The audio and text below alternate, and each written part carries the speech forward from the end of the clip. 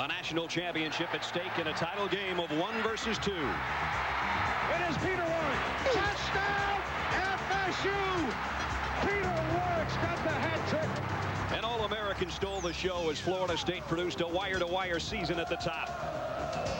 Bobby Bowden starts a new decade with another powerhouse team and a Seminole Nation dreaming of a repeat.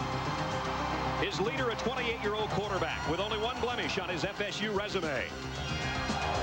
Brigham Young has a quarterback legacy matched by few. From Jim McMahon to Steve Young, through a national title under Robbie Bosco, and a gutty little general named Detmer who brought a Heisman home to Provo.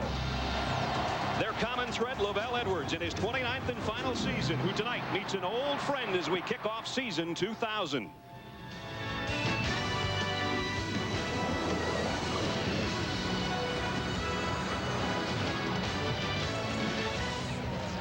Alltel Stadium will be the site of Florida State as they begin defense of that national crowd. The last time on game day in a locker room, they were celebrating. Here they are tonight getting ready for BYU. Bobby Bowden starting his silver anniversary season, and he'll start it with a second-ranked team in the country in the Advantage Pigskin Classic from Jacksonville against the Cougars of Brigham Young. Hi again, everybody. I'm Brad Nessler, and welcome to our 35th straight year of college football on ABC, a game that should be a dandy. Florida State, not #1, even though they won that title a year ago, but coming in #2. They take on a BYU team that would like to prove something to their coach this year. Lavelle Edwards announced a little over a week ago that his 29th season would be his last. So he'll start it here tonight against an old buddy in Bobby Bowden. My buddy and my partner is Bob Greasy. Bob, we start another season. Florida State won it all, wire to wire last year. There is no more Peter Warwick anymore, though, on this team. Well, they lost their best player, but they didn't lose their most valuable player, and that's Chris Winkie. And you don't win championships without top quarterbacks. Last year, Chris Winkie led them to the championship. He is back. He wants to come back for one more time. He says, I'm not ready to leave college. He's 21-1 as a starter. He's won 20 straight, and I think this young man wants to lead him back for 2 straight. Well, as Bobby Bowden said, we wouldn't be ranked this high without Chris Winkie, but he said as soon as he made that announcement, he said, I got back in the game, and I said, I'll see you, and I'll raise you 5. Yeah. That's probably pretty well put for the head coach of the Seminoles of Florida State. The Noles are coming out. John Saunders and Terry Bowden in our Times Square Stadium will be with us when we come back.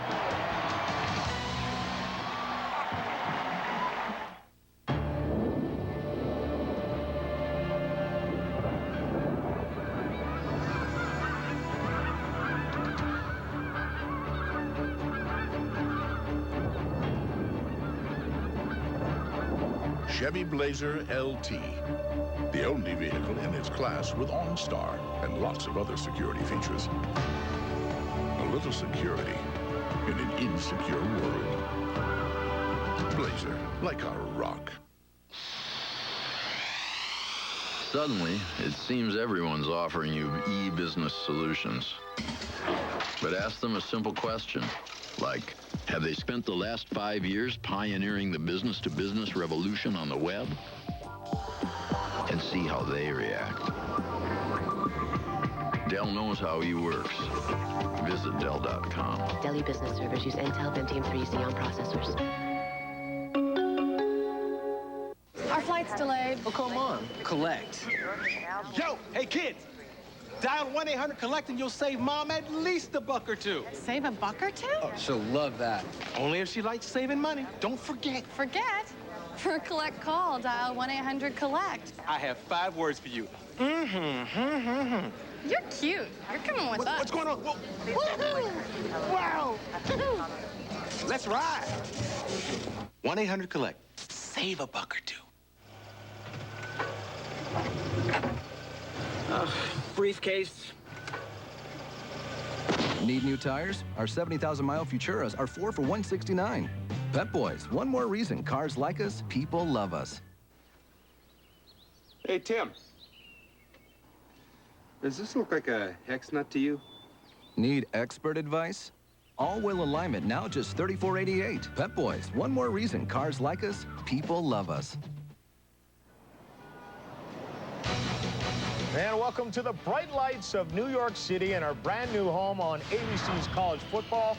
It is Times Square Stadium. John Saunders alongside Terry Bowden. You never knew you'd be this big on Broadway. I want the game to get started. I'm going outside to watch it on the Jumbotron with my new friends outside. 8 million of your favorite new friends. Earlier today, Kansas State ranked number 9 going up against Iowa. For Bill Snyder, a tough day. He gets the win, but he loses punt returner and tailback David Allen. Watch here as he moves to his right.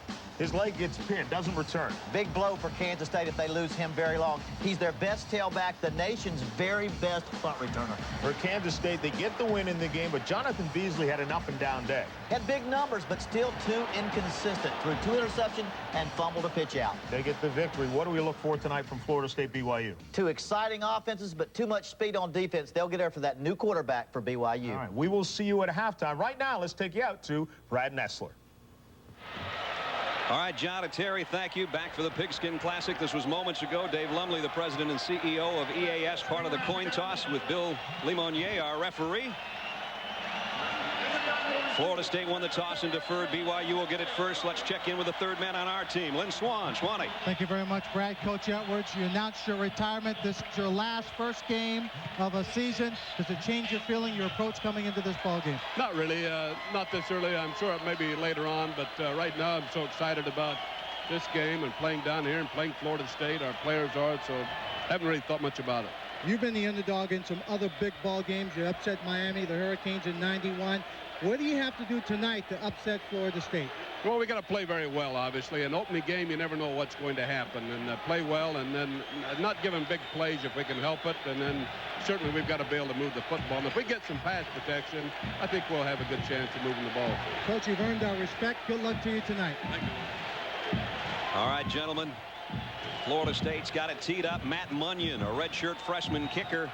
There is no Sebastian Janikowski anymore. You wonder if Florida State knows how to cover a kick. That's good. Mike Rugel is the deep man at the goal line for BYU. And there's Brett Engelman waiting his chance. His first start at quarterback is moments away. So the ABC college football season is at hand, and we are underway in Jacksonville. Rugel 2 yards deep will bring it out. Got a little crease. It closed in a hurry as he tumbles forward to about the 17-yard line. And we take a look at the advantage. Starting lineups. The big uns up front in front of Engelman. Skukanik is the center. Whiting and Belgaardson the guards. Reichert and Archibald the tackles. Jonathan Pittman, Margin Hooks is their big play man. Ofa Hengawi, their returning tight end. And here's the backfield. Luke Staley back off an injury. They're very high on him. Kalani Sitake coming off a broken leg. And Brett Engelman. Got to have some butterflies right now when you're going against a Florida State defense. He'll take his first snap as a starter from the 18-yard line. It's been 5 years since Engelman started the game. That's way back in high school. He's going to throw on first down, and he's going long. Got a man out there, just overshot Margin Hooks. Well, they went for it all on the first play. Defensively for Florida State. Here's how the Noles look up front. There's been some injuries. Alonzo Jackson in there for David Warren. Reynolds a normal starter. Woods and Emmanuel trying to take over for the great ones they had at tackle a year ago. Kendall Pope, a true freshman, starts in there for Thomas Polley tonight. Jennings and Allen are the other 2 backers. This secondary is a tough one. Great corners in Cleavon Thomas and Tay Cody. Pope and Gibson are the safeties. BYU went right after those corners first play. They know how to beat Florida State, and you've got to make big plays outside. 2 tight ends set here for the Cougars on 2nd and 10. Engelman has time across the middle, in and out of the hands of his tight end, and almost intercepted. Ofa Hengawi got his hands on it, and Bradley Jennings just throttled him. When you're a big underdog on the road, as BYU is, and this is kind of a road game for them and a home game for FSU here in Jacksonville, good things have to happen to you early in the ball game. From behind the quarterback, the tight end from the left side should have caught that football right there. He's lucky that it wasn't intercepted. So it brings up 3rd and long. Hooks and Horton, the wideouts from the 18. And it's Horton in motion to the top of your screen. Engelman goes short over the middle. He's got his man Staley on the run out of the backfield. And he got out to the 22-yard line, picked up 5 or 6, but it's going to be punting time on the opening series, 3 and out for the Cougars. Not a bad series for Engelman. He put the ball on the money 2 of the 3 times. Aaron Edmonds now is going to have to drop back inside his own 10-yard line. Junior college punter at Ricks College a year ago. Look for Florida State to go after this one. They got everybody up. Anquan Bolden is back in punt return formation, but they're bringing the heat. He got it away, end over end kick, and Bolden will have a chance from the 41. Bolden across midfield and down to the 45-yard line of BYU. 15-yard return of a 38-yard kick. BYU saying they have the ball, but the officials differ. Great field position. Florida State inside the 50-yard line. Here's the advantage. Starting lineup for Florida State. The Biggins, Moon at center, Duhart and Amon. The guards, Williams and Thomas. The tackles. 3 wideouts in Morgan, Minnis, and Anquan Bolden, who just returned that punt. McCray, back after an injured season a year ago, will lead the way for Travis Minor. And in his 3rd starting year at quarterback, number 16, Chris Winkie. Looks for Florida State to come out with a no-huddle offense and a hurry-up offense. So they start in BYU territory just outside the 45. Winkie, pump fake, wants to go long for Minnis. And he stretches out and almost had it at the 5. Danny Phillips, nice job, stayed right there with him. Both teams come out throwing the ball deep down the field on the corners. Good coverage by Phillips. Phillips is new to the program at BYU. He's a junior college transfer. Just came to Winkie in the pocket, a little pump, a little out and up, but Phillips, the cornerback, was right there with him. Now on the ground, pickup of maybe 2 for Travis Minor. Defensively for BYU, they're strong against the run, and they're tough up front because of these guys. Olsen and Hoke inside, Nolly and Denny are the defensive ends. The linebackers are big. Enna, Holtry, and Kelly. Secondary suspect, as Bob said, especially Phillips and Staley on the corners, with Lee and Smith the safeties. And here comes the throw, and it's Minnis with a 1st down, and he stretches inside the 30 to the 29. Tyson Smith made the tackle, but now you hear not Booze, but Snoop. That's Snoop Minnis on the reception. He got that from his mother when he was a kid. He used to snoop around the house, get his nose into everything, so she started calling him, "You're snooping." He was snooping around inside the 30 for a 1st down. Florida State with a no huddle. And Winkie, whoa boy, did he get level. He took a knee because he thought he drew off Chris Hoke. Come on now. Come on.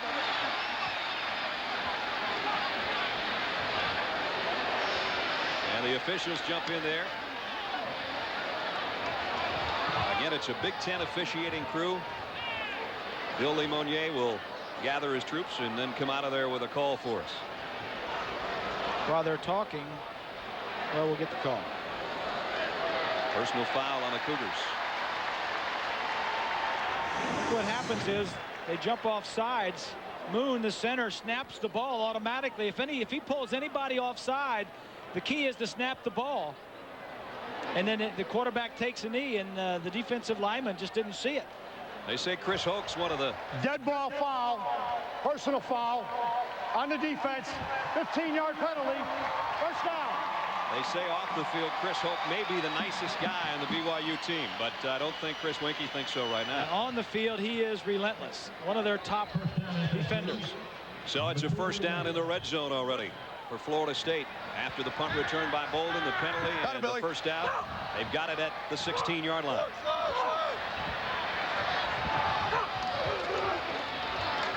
Minor hitting the backfield. Going to lose yardage way back near the 20. Satima Nolly, their junior defensive captain, made first contact, and then he got some help from his friends. Jared Lee, the free safety who led this team in tackles last year, came up to help and finish him off. So a 2nd and long situation. And from the shotgun is Winkie. Fires in and out of the hands of Minnis again at the 10-yard line. That one just a little bit high, and it skips off his fingertips. Chris Winkie, Bob Greasy talked about, a 28-year-old quarterback, has lost about 20 pounds, and he looks at 21-1 as a starter. The lone loss to North Carolina State, and the first time Bobby Bowden's had a 3-year starter in Florida State history. That alone's amazing, isn't it? Yeah, it is. It really is. Winky on a roll.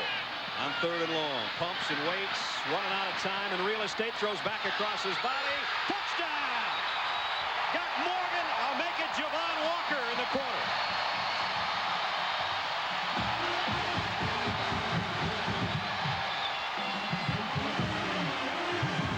See, I think he realizes right now that he shouldn't have thrown that football. That one looked like Montana to Dwight Clark. Yes, exactly. And I think he got lucky. I don't think Montana to Clark was luck, but I think Chris will admit that this one hung up there a little bit more, and he shouldn't have thrown it. 19-yard touchdown. And the extra point is up and wide. And there's that kicker, Munyon. As we said, nothing's easy right now for Florida State with their special teams. This one probably should have never been put up there, but Chris Winky will take it back across his body, and Walker goes high for the touchdown.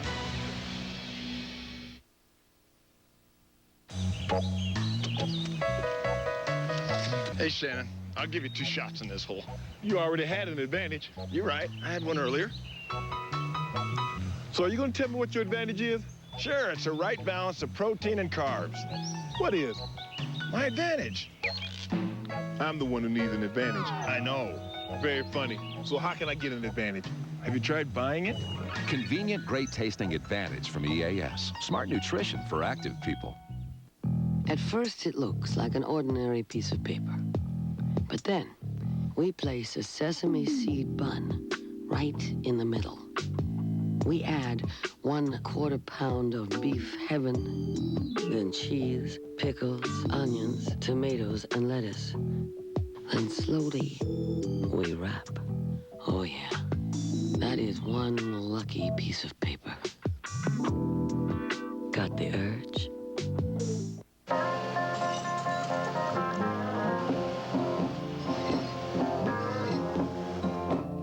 The road is long, and the road is tough. The road is long. Is your car living a tough life? Better use a tough oil. Valvoline DuraBlend, the one strengthened with synthetics to outperform all leading conventional motor oils. Valvoline DuraBlend, tough oil for a long, tough life. 20 years now. Where'd they go? Need help with those? I can do it. 20 years. I don't know. I mean, you just caught an edge. It happens. I sit and I wonder sometimes. Year after year, it's good to have someone you can depend on. Chevy, the most dependable, longest-lasting trucks on the road. A case of mistaken identity turns 2 strangers into the best of friends. Phil Hartman and Sinbad, House Guest, ABC Sunday at 7/6 Central. On that 46-yard scoring drive, Chris Winky converted a 3rd and 8 and a 3rd and 14. The last one was a touchdown toss to Javon Walker, their big junior college transfer, who they said is the biggest and the strongest and maybe one of the fastest. And he went airborne to pull that thing down to the back of the end zone. So Munyon, who missed the extra points, got it teed up 6-0. Florida State in front. Shorter kick. Rogel's got to run up on it at the 8-yard line. Straight up the middle, got out near the 25. Let's go back and take a look at the touchdown. Let's go ahead and run it. We can stop it right here.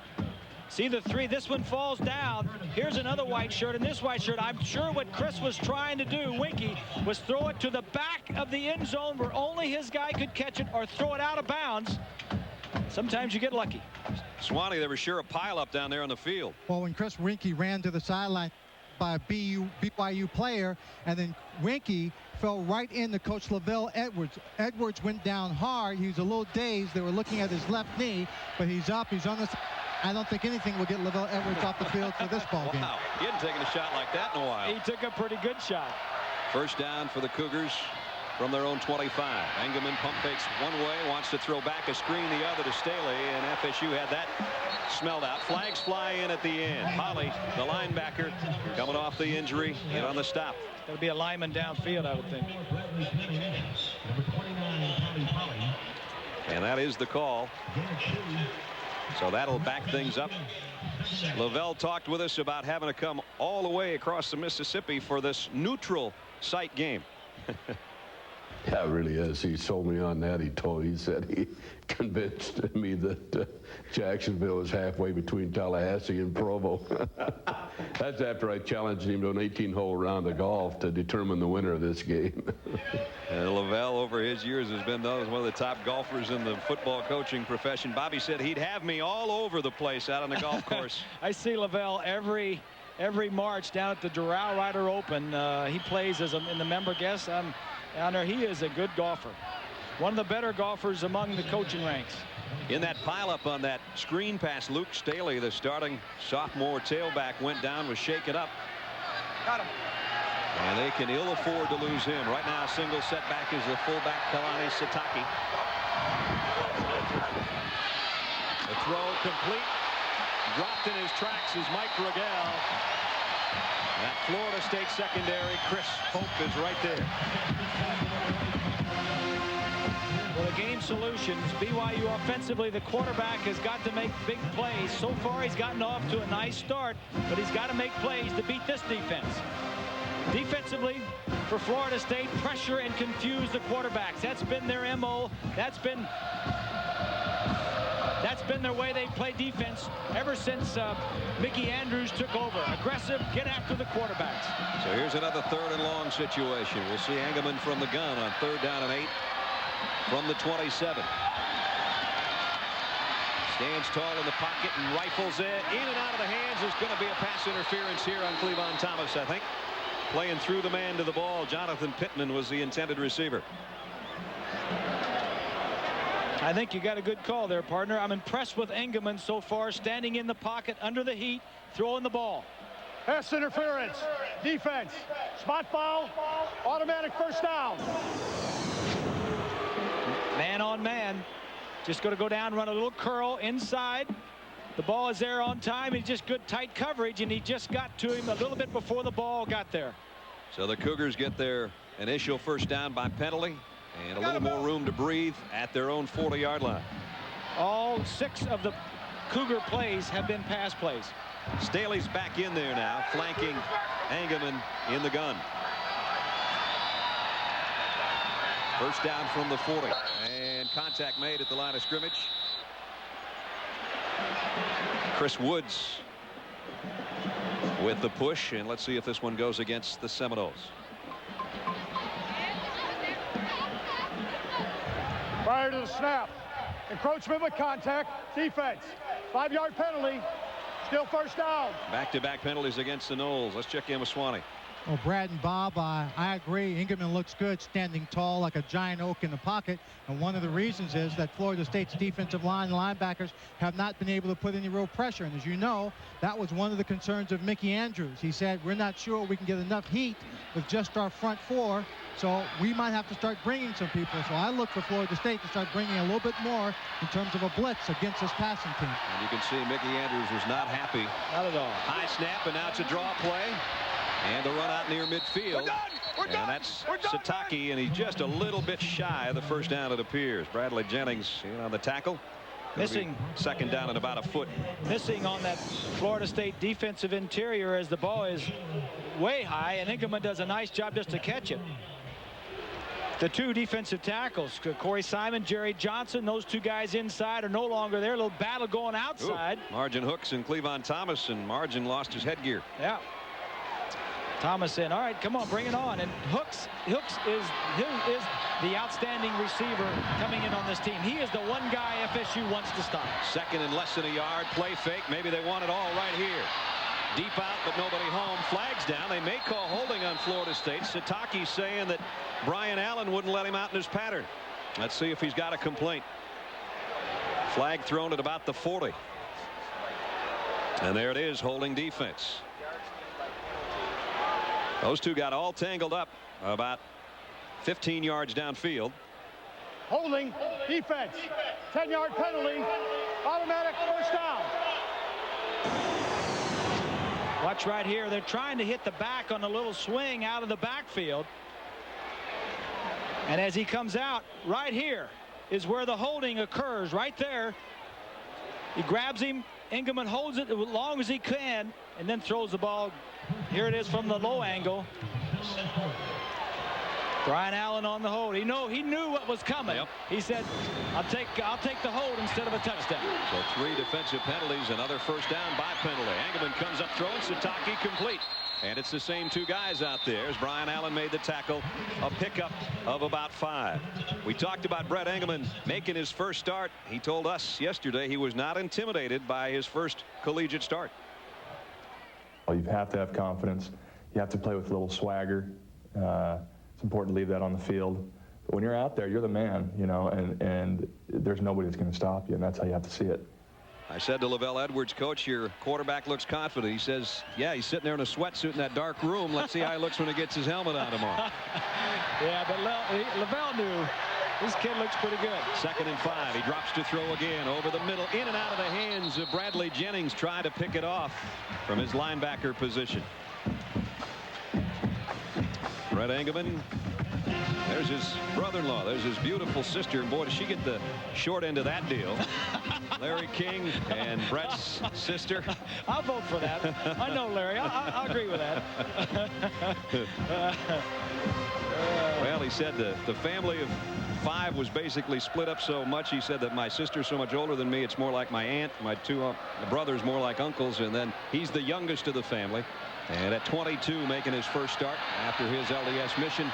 So he's not a young quarterback either, but he is experience-wise. 3rd and 5. Staley's hitting the backfield, spins away, flags are down, he goes down, may have lost a yard. David Warren got the first hit on, but again a penalty marker in the neutral zone here. We'll wait to see. Illegal procedure against the Cougars. This is an area where Lavelle may go for it on 4th down, depending on what Florida State does with this penalty. If they take the yardage, it'll still be 3rd down. If he decline it, it'll be 4th and 5. Offense. 6 men on the line of scrimmage. Didn't have 7 on the line of scrimmage that time. 4th down. It is 4th down. Now this would be about a 52-yard field goal attempt by Potchman. He's an excellent kicker. But they're going to bring out their punter and play it safe, play field position. Florida State's thinking fake punt right here. They have nobody back. You can see every Seminole is within 5 yards of the line of scrimmage. They call that the safe punt. That's nobody go back. Just make sure they don't do a trick on us. Edmonds trying to head it to the sideline. Are they going to get there? Touchback. Almost. They got within about 2 feet of covering that down inside the 1-yard line. Probably should have had it. Edmonds thinks they should have as well. The defending national champions leading BYU 6-0.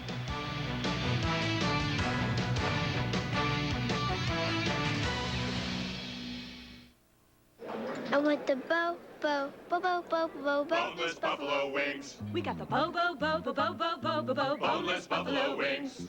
Leave out the bone. Who needs them? Boneless buffalo wings. Only at Chili. Boneless buffalo wings. He's upside down. This one has to go like that. Some children imagine that their father is the most powerful man in the world. Wonder where they got that idea.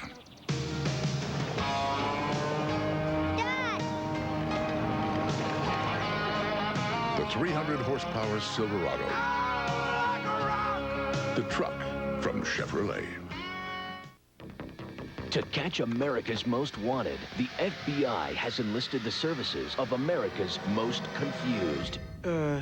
No. Yes, sir. Well, it depends on what you... On September 15th, Jamie Foxx is plugged in. Put him on the street, make it known he knows where the gold is. I guarantee that our gold thief will show up. And turned on. How's your headache, though? What headache? Bait. Put the thing on my face. Don't touch me. Don't touch me. Don't touch me. Rated R. Starts September 15th. We argue all the time as to who has the better lawn. And really, Scott's does it for all 3 of us. Now, during the summer, my grass takes a beating. What the grass needs is Turf Builder. It pumps it up, it rejuvenates it. You gotta feed it. Fall is the best time of year to put down Scott's Turf Builder. Welcome back to the Advantage Pigskin Classic. Florida State and Brigham Young from Alltel Stadium, Jacksonville, Florida. And it's the defending champs 6, BYU nothing. Brad Nessler, Bob Greasy, Lynn Swan, and our ABC crew with you as we start another season of college football. Good start so far. BYU looked like they had something going. A lot of their yardage has come by penalty against the Noles defense. But Florida State has one touchdown. Chris Wanke to Javon Walker, 19-yard toss, and now they take over and work from their own 20-yard line. Florida State has not huddled on the field offensively yet tonight. 4 wideouts for Wanke. Chris has a look over the middle. Minnis again. Another first down. And Snoop is out to the 35-yard line. A pickup of 15. Oh, I got you. Behind the quarterback, take a look at what Wanke looks at from the right side. Little slant coming in. Could have thrown a little bit more to the inside, but completion nonetheless. Quickly, they come up throwing again. Anquan Bolden showing some of those moves that people believe will make him like Pete Orr. Here's the Dell Game Solutions, Bob. Florida State offensively, they like this up-tempo offense. It creates confusion with the defense and doesn't allow them to do a lot of things. Defensively, well, they got to get after Wanke. I mean, their strength is their defensive line and linebackers, not their defensive backs. And so let's don't cover them. Let's rush him and get him on the ground. Second in the yard. Wanke flushed from the pocket, pump fakes. Again, throws on the run that way and throws this one away. Good play by Chris. The smart play. Keep it alive. I was impressed with him yesterday when we talked to him. We've talked to him for 3 years, and each year he's, he's 28 years old, so you expect him to be mature, but he came back for the right reasons. It wasn't he thought he could play better. He wasn't going to quit while he was ahead just because everybody said you should quit. 3rd down and 1. They have a pass formation in there, and they're going to call timeout. So Wanke will come over to the sideline. 7 minutes, 49 seconds remaining in the first quarter. A 3rd and 1 for the Noles when we come back.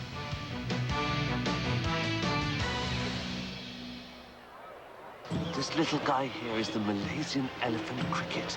There are only 4 left in the entire world. Let's do some more Game Solutions. A little closer so that we can hear Oh, hell. I love those things. Beautiful meeting. I love those things. We're having fun anyway. Just a little closer.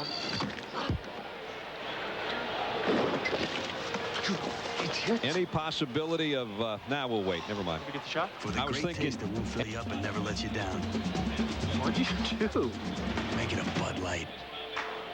Looking for some Disney magic? National Car Rental knows the best place to go. Good. The 45 years of magic celebration at Disneyland Park. And as the official car rental company of Disneyland Resort in California, National gets you on the road and to the park fast. For family experience you'll never forget. So what are you waiting for? Let's go to the 45 years of magic celebration at Disneyland with National Car Rental. National Car Rental presents Drive for the National Championship. In 1999, Bobby Bowden led his Florida State Seminoles into Death Valley to battle his son Tommy and the Clemson Tigers in what was called the Bowden Bowl. Trailing in the 3rd quarter, Seminole quarterback Chris Wanke found Ron Dukins for a 22-yard gain, setting up the go-ahead field goal. Bobby Bowden got his 300th victory on the road to a perfect season and the national championship. This year's national champion will be crowned in the title game of the Bowl Championship Series. It's a world you only think you know. Now the whole story, deep inside one of the nation's leading hospitals. Hopkins 24/7, Wednesday, then Thursday. Back for the Advantage Pigskin Classic. Florida State leading by 6 with 7:49 to go in the first quarter.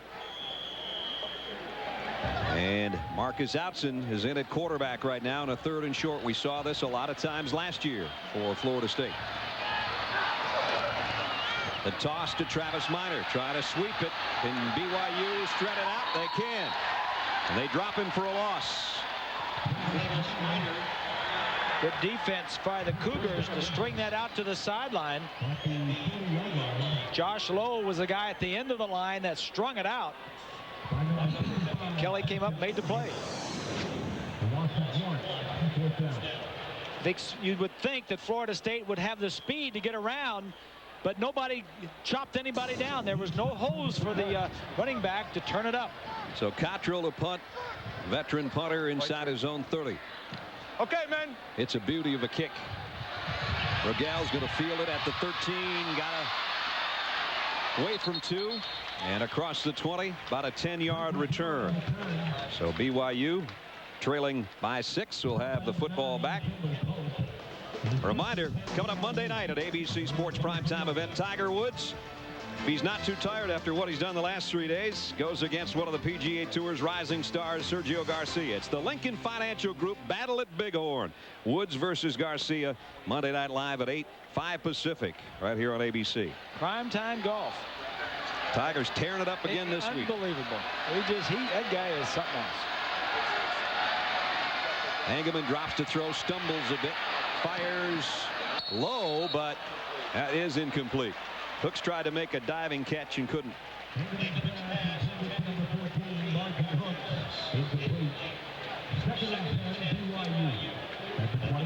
It's the first time that Florida State really got somebody in his face when he was throwing the football. Chris Wenke talking to Mark Richt upstairs on the headset. Outson, who came in on that 3rd and short. They did that a lot last year, especially down near the goal line, and they told us that we would see Outson in several snaps because they want to get him some reps. It's his 5th year as a senior as well, so he's going to play some this year. 2nd down and 10. 2 tight end group for the Cougars. Engelman, had one of those tight ends open.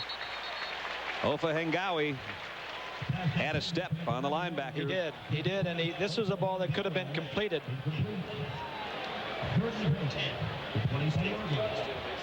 From the right side of your screen right here, he's going to be coming across the formation. Number 91. If he can just get that one. He got a little running room. Of course, we're looking downfield, and Engelman's throwing around all these hands and faces and all these hot breath that's yelling at him. So another 3rd down and 10 situation. Engelman 4 out of 9 so far on the night. He'll work from the shotgun. Stands and waits. His safety valve out in the flat. Found a man, Stearns, and Stearns trying to weave for a 1st down, but he won't get there. Got out to about the 30, about 3 yards short of the 1st down marker. I'll tell you what, Brett Engelman is hanging in there with the pocket collapsing on him, and he finally found a guy, even though it was short of the 1st down. He's 5 of 10 now. The offense has not moved a lot, but he is putting the ball on the seam. Look at that, moving around in the pocket, making something happen, keeping it alive, and that's what a quarterback's got to do, make plays. Again, the Noles have 10 up as Aaron Edmonds is set to punt again. Trying to keep it away from Bolden to the near side, and this is going to be a pretty good kick with the roll. Down it goes inside the 30. So that's where Florida State will take over offensively with the 6-point lead. The Advantage Pigskin Classic on ABC Sports, brought to you by Advantage Nutritional Products. Smart nutrition for active people. Bud Light, for the great taste that won't fill you up and never let you down. Make it a Bud Light. Dell, providing the infrastructure to power your e-business. And Chevrolet Trucks, the most dependable, longest lasting trucks on the road. Beautiful look at the St. Johns River here just outside Alltel Stadium in Jacksonville. Penalty marker down as Florida State was about to come up to the ball at the 30-yard line. That's an illegal substitution, I believe. Prior to the snap, illegal substitution on the offense. 12 men lined up for a snap. 5-yard penalty. Still 1st down. That's one too many.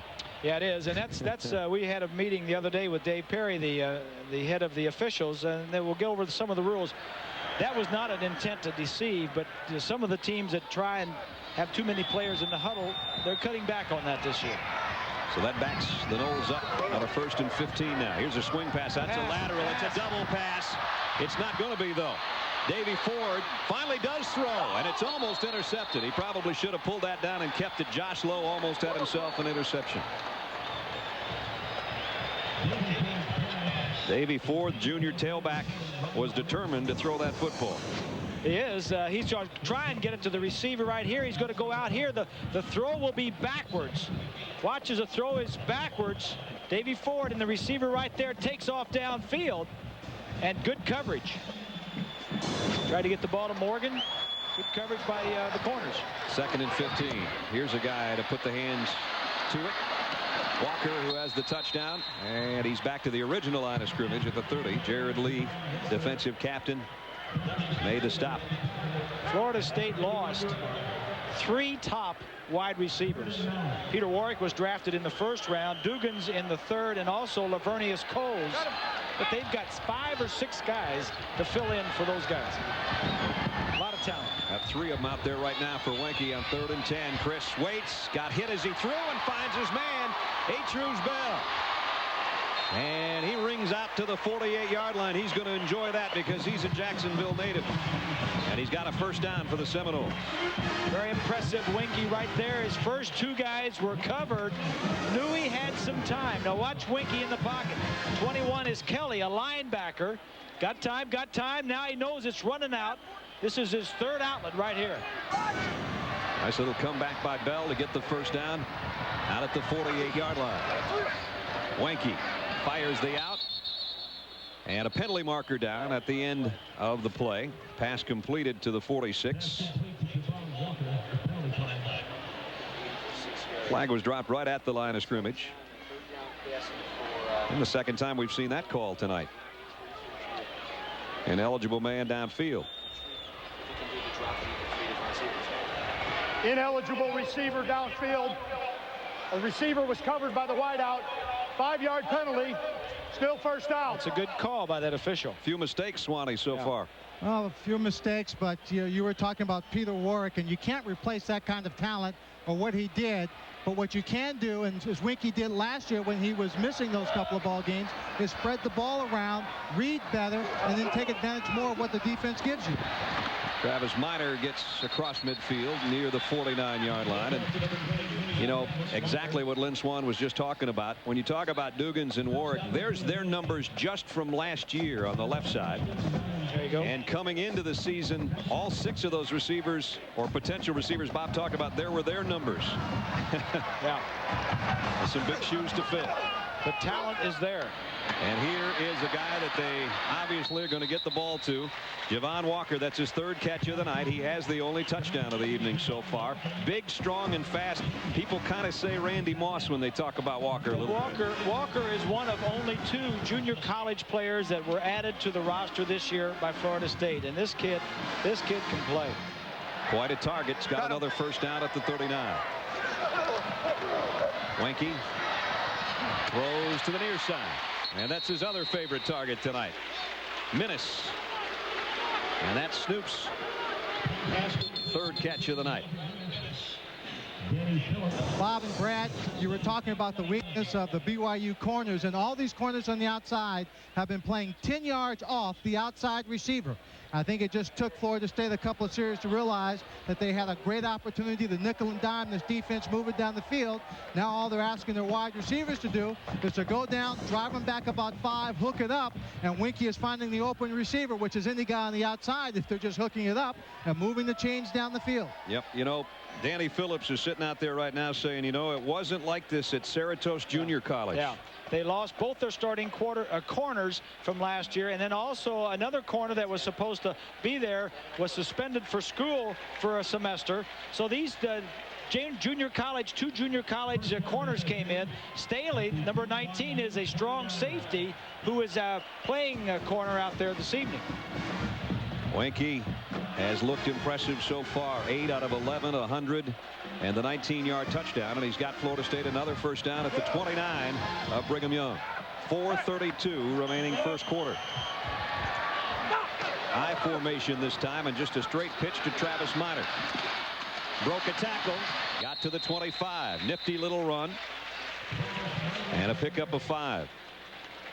Bobby Bowden very seldom points out an individual player, but when he came in and gathered his troops this year after getting the national championship, he says, you know, here's Travis Minor, came out of Louisiana as one of the highly touted running backs in the country. He could have gone any place and maybe had 1,500 yards a season, but he plays team football, and that's what I'd like to see with this entire squad.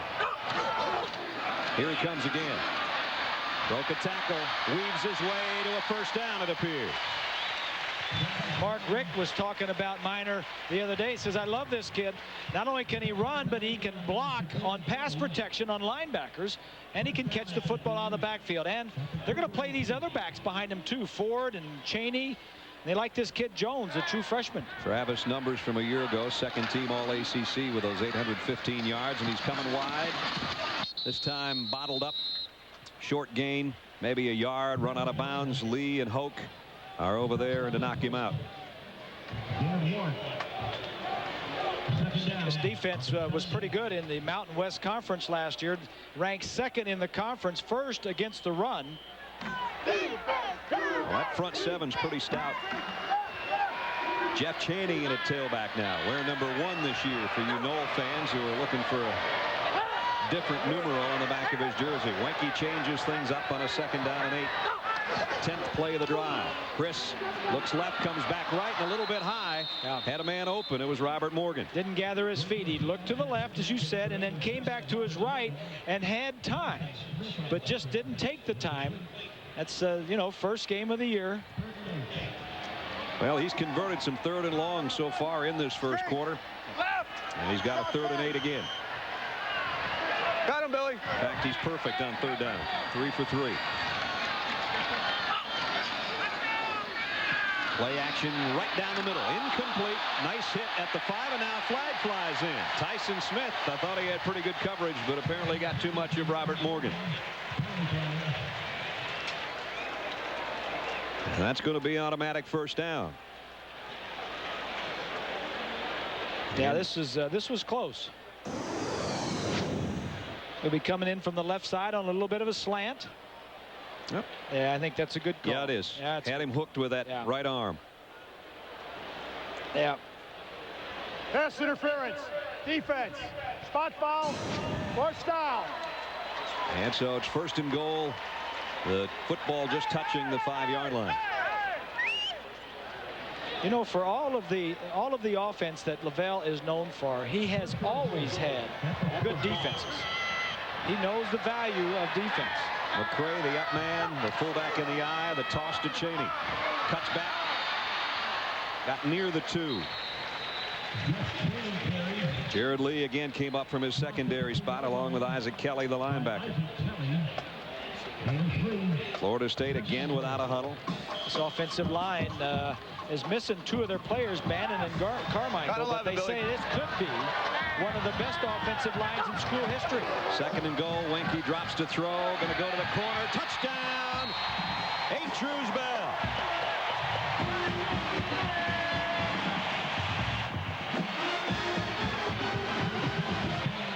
A guy that needed more tickets than anybody on the Seminole team for all his relatives and friends has got to be happy in his hometown. A 3-yard touchdown catch.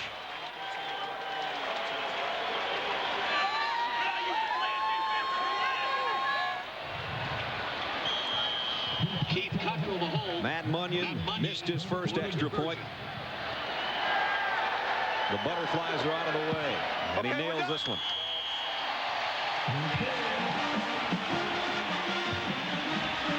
Well, as quarterbacks, you love to see this. You're licking your chops. You got single coverage out here on the outside. Nobody's out there to help you. You got one of your wide receivers against a strong safety that is forced to play outside because of lack of talent and some injuries. And you look at Wenke.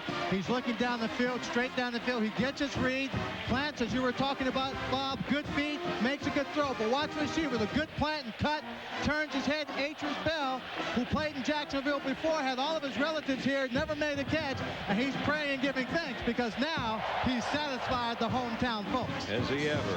Out of Jacksonville Lee High School, where he was a star quarterback there. And there's Florida State star quarterback, already 2 more touchdowns to his resume. That's 48 for his career. What an impressive game he had in the Sugar Bowl in the championship game against Virginia Tech, throwing for over 300 yards, 4 touchdown passes, and just leading that team back. And every time Virginia Tech would come back, they'd go on and just move away from them. You saw the scoring drive, 70 yards, 12 plays. 326 is what it took Bobby Bowden's troops to put it in the end zone again.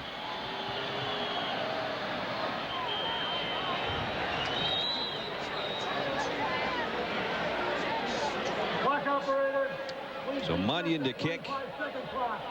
Mike Rogel again back deep near the goal line for the Cougars. And this is going to be a very, very important series coming up for BYU. They can't let this thing get away too early. Munyon's kick. Rogel at the 9 on the run. Cuts back to the left. Only got to about the 18-yard line. A little shoving after the play. That's where the Cougars will go to work. Terrell Davis and the Denver Broncos will go to work against Kurt Warner, the Super Bowl champion Rams. Join Al Michaels and company for the season premiere of Monday Night Football. That's Labor Day, September 4th at 9 Eastern, 6 Pacific. And there's the 2 quarterbacks. And yeah, there's one named Greasy there getting ready to start for the Broncos. You know, I try and call him up about once every 2 weeks and try to give him some of my knowledge, and he says, "Dad, step aside. The game has passed you by." Oh boy. I don't want to hear that. I know you're going to be out at that game. Yes, sir. I'll be there. That should be a good one to start off another season of ABC's Monday Night Football. So now it's the Cougars from their own 18. And hit from behind, fumble, and Florida State. It's still scooting around. Who's got it? I think the Cougars may have gotten back on the bottom. The officials trying to unpile bodies. Jamal Reynolds with the hit. The ball went all the way to the end zone. And it's a safety.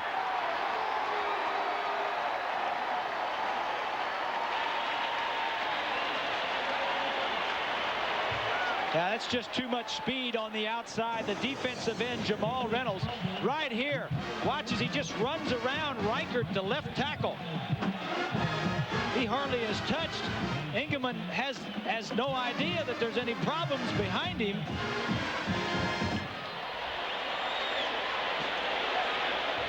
Engelman never had a chance. If you're a left tackle, this is why they talk about having good left tackles if your quarterback's a right-handed quarterback, because that's the blind side. And Reynolds just came around. 7 sacks on the year last year. That's a turnover. Credit Jamal Reynolds for this one. Reynolds with the forced fumble. He led this team, or was the returning sack leader, I should say, with 7. That one forced the football out and gives Florida State another 2 points, 15-0 now. So before the free kick, we've got a little bit of a question for our viewers tonight. Who should be the #1 team in the country? Nebraska is the consensus #1 in the polls, but should last year's champion be a preseason #1? Log on to bcsfootball.com to vote, and we'll let you know the results of your vote coming up in the 4th quarter of tonight's game. So Bobby Bowden's team's got a 15-point lead, and the free kick is going to be by Potchman. They will not punt it. He'll kick it off. That one play right there, Brad, just signifies the difference in these 2 teams. The speed of Florida State and the strength and power of BYU. Yep. But the speed killed that time.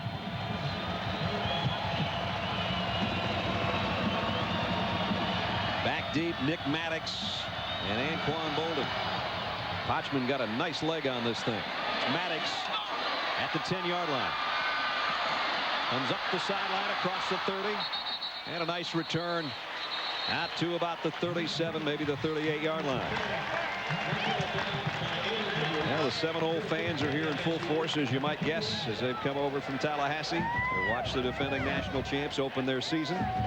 And they got to be happy with what they've seen so far, especially of Chris Wenke. 2 touchdowns already, 9 of 13. No surprises for the offense of FSU. I mean, they've just hit on every. They haven't huddled yet. They want to hurry up and get this thing over with. Play fake by Wenke and throws on the roll. Got it out to Robert Morgan. Morgan, nice cutback and got to the 45-yard line. Pickup of about 7. Enna made the stop. Chris Wenke, we talked to him about his decision to come back as a 27-year-old last year, now 28. Being 27 years old, it's time for me to move on. But in my mind, I felt like there was room for improvement. I wanted to come back and be a senior on this football team. I wanted to graduate, and I wanted an opportunity to defend the national championship. He's got that opportunity. He's making the most of it in game 1. I'll tell you that much. Yeah, he is. Boy, is he a general on the field. Look at him. Well, he knows what he's doing now. This is the 3rd year in the system. He spent 6 years right out of high school playing minor league baseball and then came to Florida State. He was a highly touted quarterback in high school. Now this is his 4th year at Florida State and his 3rd year starting. Here's the draw play, inside handoff. Travis Minor inside the 45, down near the 43, pick up about 6. Holtree, the outside linebacker, made the stop. Travis Minor often compared to Warrick Dunn, who preceded him. They played at the same high school. In fact, he used to wear Warrick Dunn's number in high school, number 28, changed to 23 to kind of get his own identity at Florida State. But, you know, Warrick Dunn didn't get that many carries when he was here either, but he averaged about 10 yards a pop. That always helps your numbers. 2nd and 4. Travis giving some ground and giving up too much. Nice play to stay with it by Isaac Kelly, the linebacker. Loss of 9. Tell you what, the toss plays, Florida State has not, they've gotten no yards going wide. His defensive line and linebackers are huge. The linebackers all average about 250 pounds. But they can run. Here's where the Cougars really have to make a play. 3rd down has been owned by Wenke, and it's 3rd and 13. Look out. Got rid of it just as he was hit. Satima Nali hit him in the back as he let go, and finally they do stop a 3rd down conversion. Whenever you roll out like that as a quarterback and you get way out there, number 9 is Nolly. He's going to chase him down. So when you get out there, you got to believe that maybe somebody from the backside is coming. So don't take too long to get rid of it. Keith Cottrell to punt. Only the 2nd punt of the night for the Noles. In the waning moments here, the 1st quarter. Florida State 15-0. High kick. Fair catch taken at the 15-yard line. These two teams have played before the Pigskin Classic 9 years ago in Anaheim. Bobby and Lavelle went at it there. It was a battle of Heisman candidates. Remember Casey Weldon? A couple of touchdown passes. That one to Eric Terrell. And he outdueled Ty Detmer as Florida State won. Casey Weldon was named the MVP of that game. I'll tell you what, though, that man has coached some pretty good quarterbacks at BYU. I guess a long list that we'll show you as the game goes on. They've only passed for about 52 miles while he's been the head coach. Charlie Peterson is in there now, the 2nd string quarterback. They said good play this evening. Charlie's first toss, little slip screen to the outside, margin Hooks. And Hooks gets away out across the 30, a 1st down and a pickup of 15. First time they've run that play tonight, and they did it very well. What that tells you is any quarterback that goes to this system at BYU with Lavelle is going to come out doing the right thing. Little slip screen to the left side here. Nice play. Peterson Jr. out of South Jordan, Utah. And he has very limited experience as well. The handoff. Satake, the fullback, and he takes it to about the 34-yard line. ABC Sports presentation of the Advantage Pigskin Classic will continue after this message and a word from our ABC stations.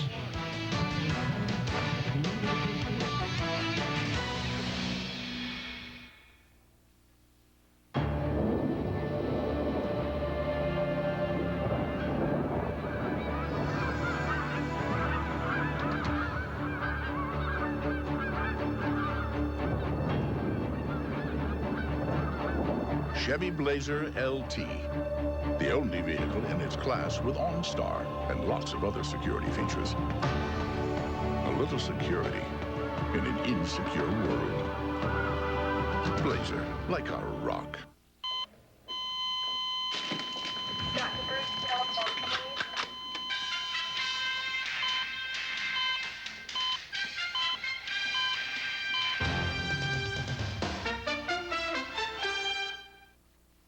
Get a financial edge with K2 and Bloomberg Business Reports. Mornings only on Channel 2 News.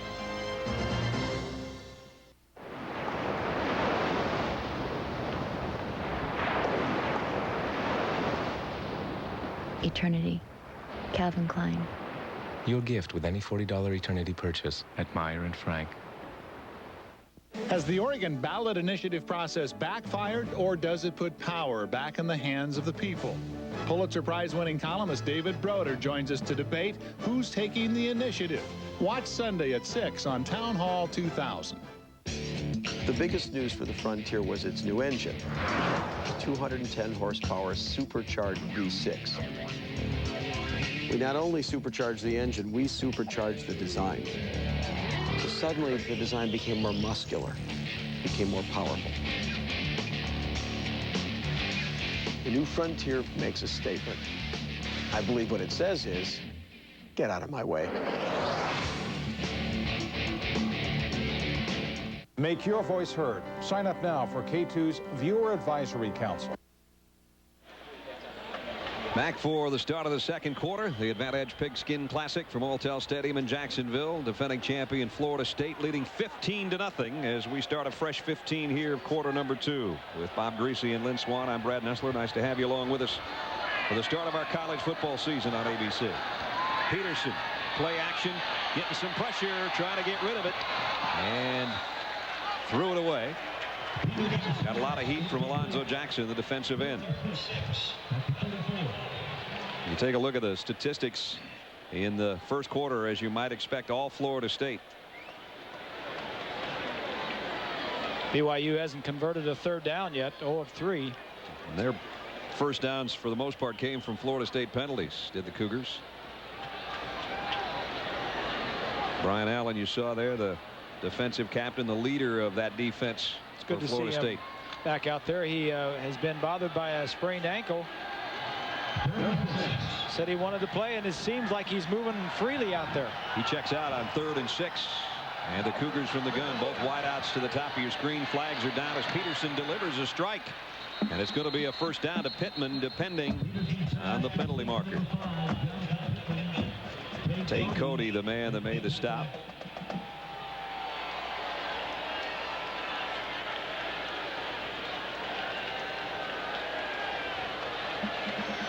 There is no foul on the play. Pick that one up. It'll be a first down toss. Our game summary. The first quarter, Chris Wenke on a pass that he probably shouldn't have thrown, but he threw up a prayer, and Javon Walker answered it for him in the back of the end zone. They missed the extra point. Then it was Atruz Bell from 3 yards out. Then the hit by Reynolds. The ball was loose. It scooted to the end zone. It was a safety for the Noles. And that's where we stand right now, 15-0. But BYU's got a little something working here. Yeah. Peterson, 3-step drop, hit as he throws, almost intercepted by Cleavon Thomas. Had he held it, he would have been gone. Yep. There's a penalty marker down.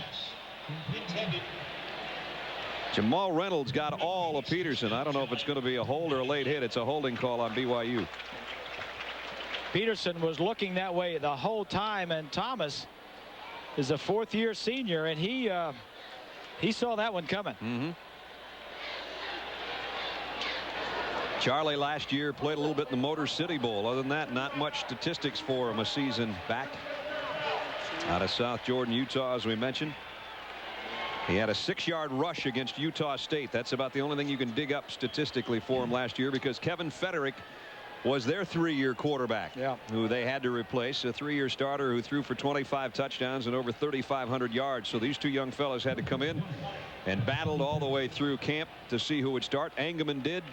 We knew we'd see them both, and now Brett's saying hurry up. Yeah, Lance Reynolds, the offensive coordinator, said we would see Peterson probably the beginning of the second quarter, and we have. And as Engelman was saying, hurry up, you're running out of time, they took a timeout instead.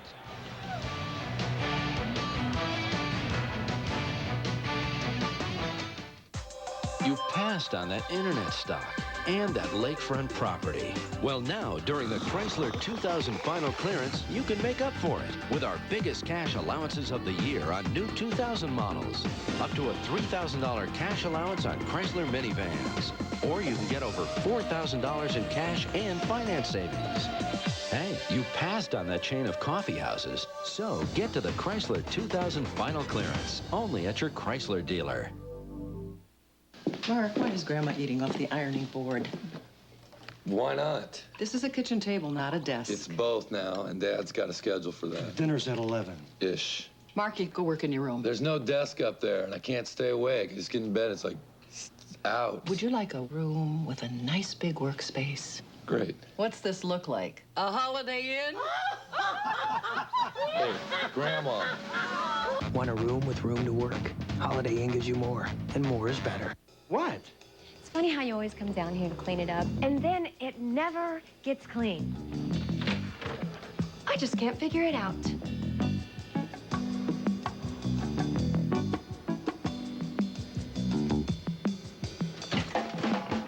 Quick, give me a Bud Light. She still can't figure it out. Yeah, all right. For the great taste that won't fill you up and never lets you down. Make it a Bud Light. At first, it looks like an ordinary piece of paper. But then, we place a sesame seed bun right in the middle. We add 1/4 pound of beef heaven, then cheese, pickles, onions, tomatoes, and lettuce. Then slowly, we wrap. Oh yeah, that is one lucky piece of paper. Got the urge? Let's go. Come on, man. Let's go. Let's go. Let's go. Let's go. Let's go. Let's go. Alabama, UCLA, or BYU, Virginia. Next Saturday on ABC. Here's our Aflac trivia question for tonight. Who are the Heisman Trophy winners from these two respective schools, Florida State and BYU? Think it over, and we'll give you the answer a little bit later on this quarter. Stearns the single setback. 3 wideouts for Charlie Peterson on a 1st and 20 for Brigham Young. Short throw incomplete, intended for Ben Horton, and Kevin Emanuel, I think, got a big mid up there in the way to get a piece of that one. Swanee? Well, Brad, you know, as we get into the second half of the second quarter of the ball game, in the second half, conditioning is a factor. And George Curtis, who is a trainer for BYU, was talking to a player, talking about conditioning and getting ready for the heat, and the former player said, pickle juice. He said, if you drink pickle juice, it'll help you with dehydration and keep you going to the ball game. And as he was telling the team about this, and believe me, the team believes this because this was full. They drank a gallon of this before the game began, and I got a little bit more to tell you after this play. I'd be dead already because I wouldn't drink that stuff. 2nd and 20, Peterson in a pickle. Across the field, incomplete. Well, Brad, just to follow up, a friend of the trainers, George Curtis, heard the story. And he said, and you know Brigham Young is known for the genealogy school and all the records they have, he said he was reading the journal of his great-great-grandmother, and in her journal dated 1912, she writes that she gave her husband pickle juice after he came in from the field because he had cramp. So there's some historic evidence that pickle juice will help you with dehydration. Oh, man. I bet pickle juice is good. You know, my wife pours it on gardenia bushes, and our gardenia bush goes great. And they never get cramps. No, you never get cramps. 3rd and 20, loose ball. Peterson got back on top of it, and Brigham Young's going to have to kick this one away. That was a disastrous series there. That was the worst series. That's a bad snap. 2 poor snaps in the shotgun by Sukanik, the center. So Edmonds will have to punt again near his own 10-yard line. And all night long, Florida State has put 10 guys up to try to pressure the BYU punter. The first time they tried to block it, the second time they had a return on from this look. Bolden's a dangerous return man if he gets his hands on it, and he should have a chance at this one. Anquan from the 37 on the run to midfield. Bolden almost into BYU territory, about a guy away from taking off with that thing. A 17-yard punt return for Anquan Bolden, and Florida State in BYU territory with a 15-point lead when we come back.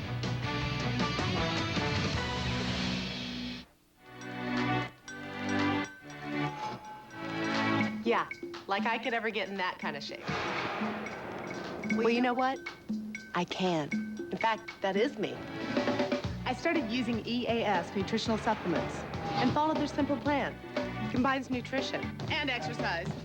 And 8 weeks later, here I am.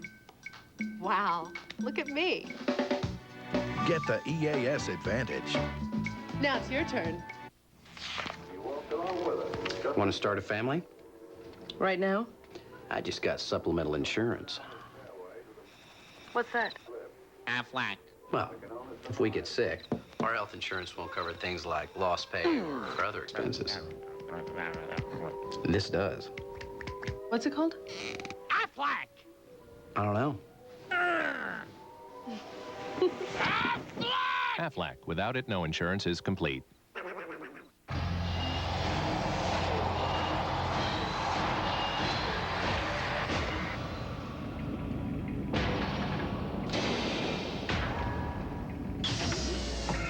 With our most advanced four-wheel drive system ever, QuadraDrive, Jeep Grand Cherokee goes where you could encounter anything.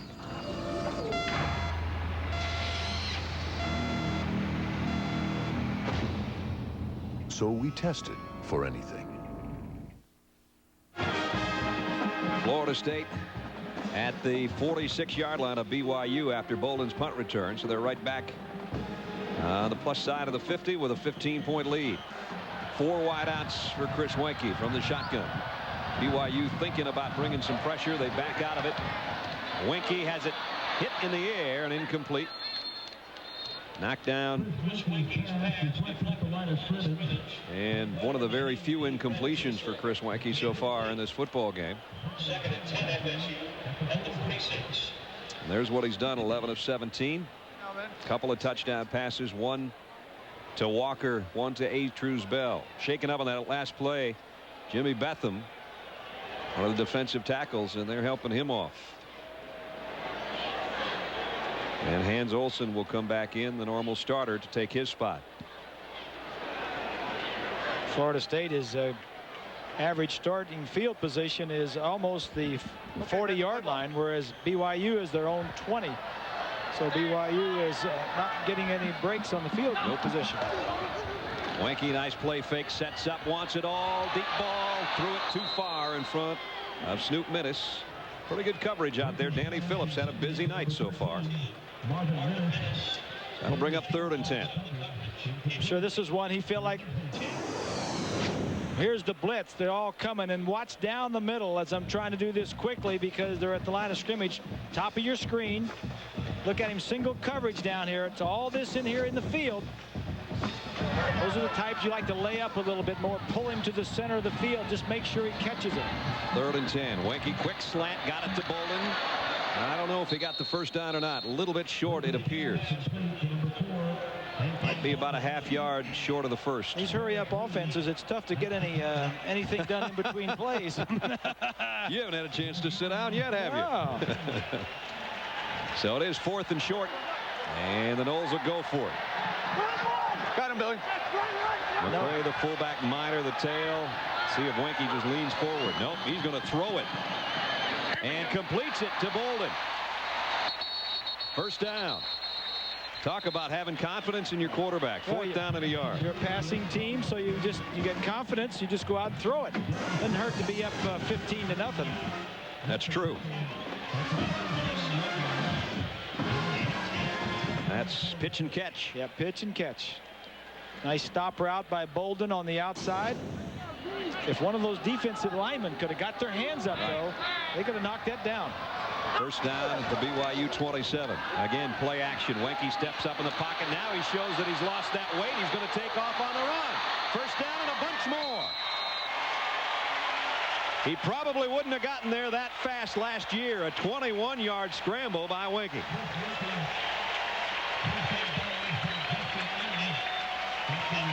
The whole side of the field opens up to our right side. Everybody goes into the center. There is nobody out to the right side. Lee, number 9, has to get over there to run him out of bounds.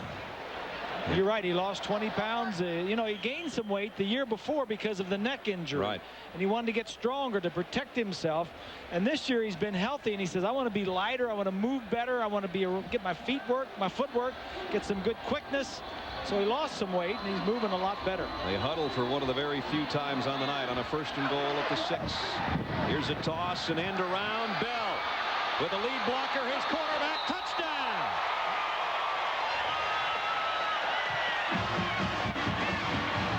The bell rings again. Atreus and an end around from 6.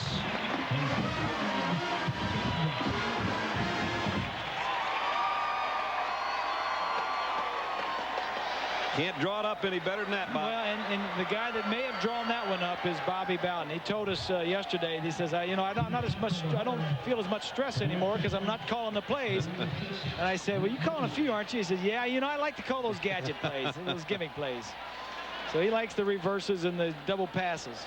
Matt Munyon, extra point is up and good. So the fella who grew up here, played his high school ball in Jacksonville, is a star so far tonight. This is his 2nd trip to the end zone.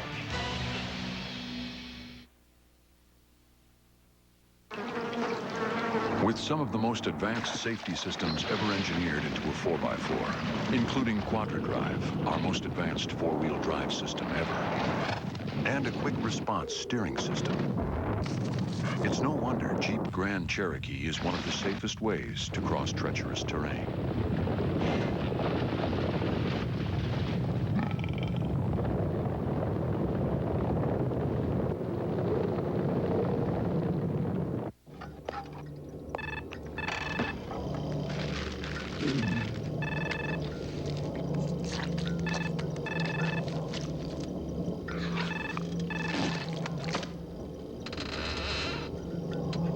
You know those late fees your bank charges? Maybe they're not your fault after all. Just to be sure, Discover Card lets you pay your bill online. So take control. And remember, there's always something more to discover. Great resume. What else you got? I want my baby back, baby back, baby back. Chili's baby back ribs, yeah, yeah. Barbecue sauce. Blonde magazine says Whipped is a riotous romp through dating hell. Oh, yeah. Rolling Stone says Amanda Peet is primed to explode. Who's your daddy? Whipped. I think that was the most he ever asked me about myself. Rated R. Starts Friday, September 1st. Back in the Advantage Pigskin Classic in Jacksonville, it's Florida State now 22-0 over BYU. 46-yard scoring drive. On a 4th and 1, they threw to Bolden. And then when they got down to the 6 after the scramble by Winky, it was Atreus Bell on the end around.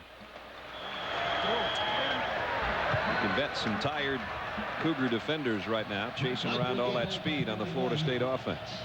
And it is hot out here. Florida State obviously is much more used to it. Munyon kick to Rigel at the 5. And he's cut down as a flag flies at about the 22-yard line.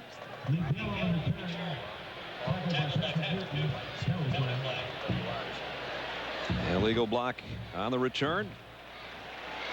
You run a reverse on the 5-yard line, and this is what you're looking for right here. Here's the reverse. This guy coming back. Now, the way you stop it, these guys on this side over here have to stop the reverse. Watch the guys at the top. These two right here, watch them come running. They don't see it. I think Bobby's the only one to call the reverse on the 5-yard line going in. And then Atreus Bell gets a wonderful look at the ball here. He's got great blocking out front. You talk about replacing Peter Warwick. You don't replace the individual, but with good decisions and the freedom that Winky has to make those decisions, you can replace him by committee. They've gotten the ball to 5 different receivers so far in this ball game, Bob, Brett. Yep, they're mixing it up well. Here comes Staley trying to get to the corner, and the corner is a hard spot to get to against any Seminole defense. Gene June, captain of the special teams, and a backup linebacker in there to make the stop. Defensively, Florida State has shown the strength and speed of their defense. The hit in the secondary, that great secondary that they have, the quarterbacks that were made to feel the pain when they got rid of it. And then on that last play, stretching out Staley for a loss of almost 2. This defense led the ACC in 7 of the 8 defensive categories last year.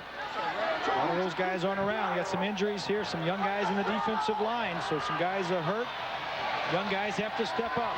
BYU's run 21 plays. They have 23 yards. Now they've run 22 plays and have 23 yards to show for it.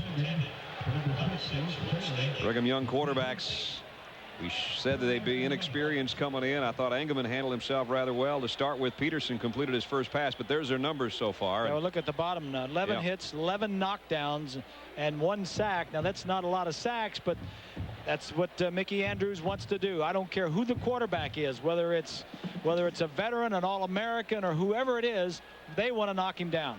And Luke Staley, their top runner, just limped off again. He missed the last 3 games of last season due to injury, and all of those were BYU losses. Yeah. He doesn't quite look like he knows where he is right now. He had surgery on his shoulder and his knee in the offseason, lost some weight. What happened? They're asking him what happened, and I don't think he's got an answer right now, so far anyway. He got hit after the incomplete pass right in the head by Bradley Jennings, who was covering on the play. So McDonald takes his spot on a 3rd and long. Peterson lofts one, and it's caught by his tight end. What a catch by Ofa Hengawi, the veteran tight end. That was the 4th time they had 3rd and 10 or more, and the first time they've converted it. Look from behind the quarterback. Tight end to the left side of your screen, number 91, straight up the field. The defensive man doesn't see it. Now you got to be an actor. Number 91, the tight end, got to be a good actor. Don't show it's coming too soon, and then when it gets there, just get your hands up there and catch it.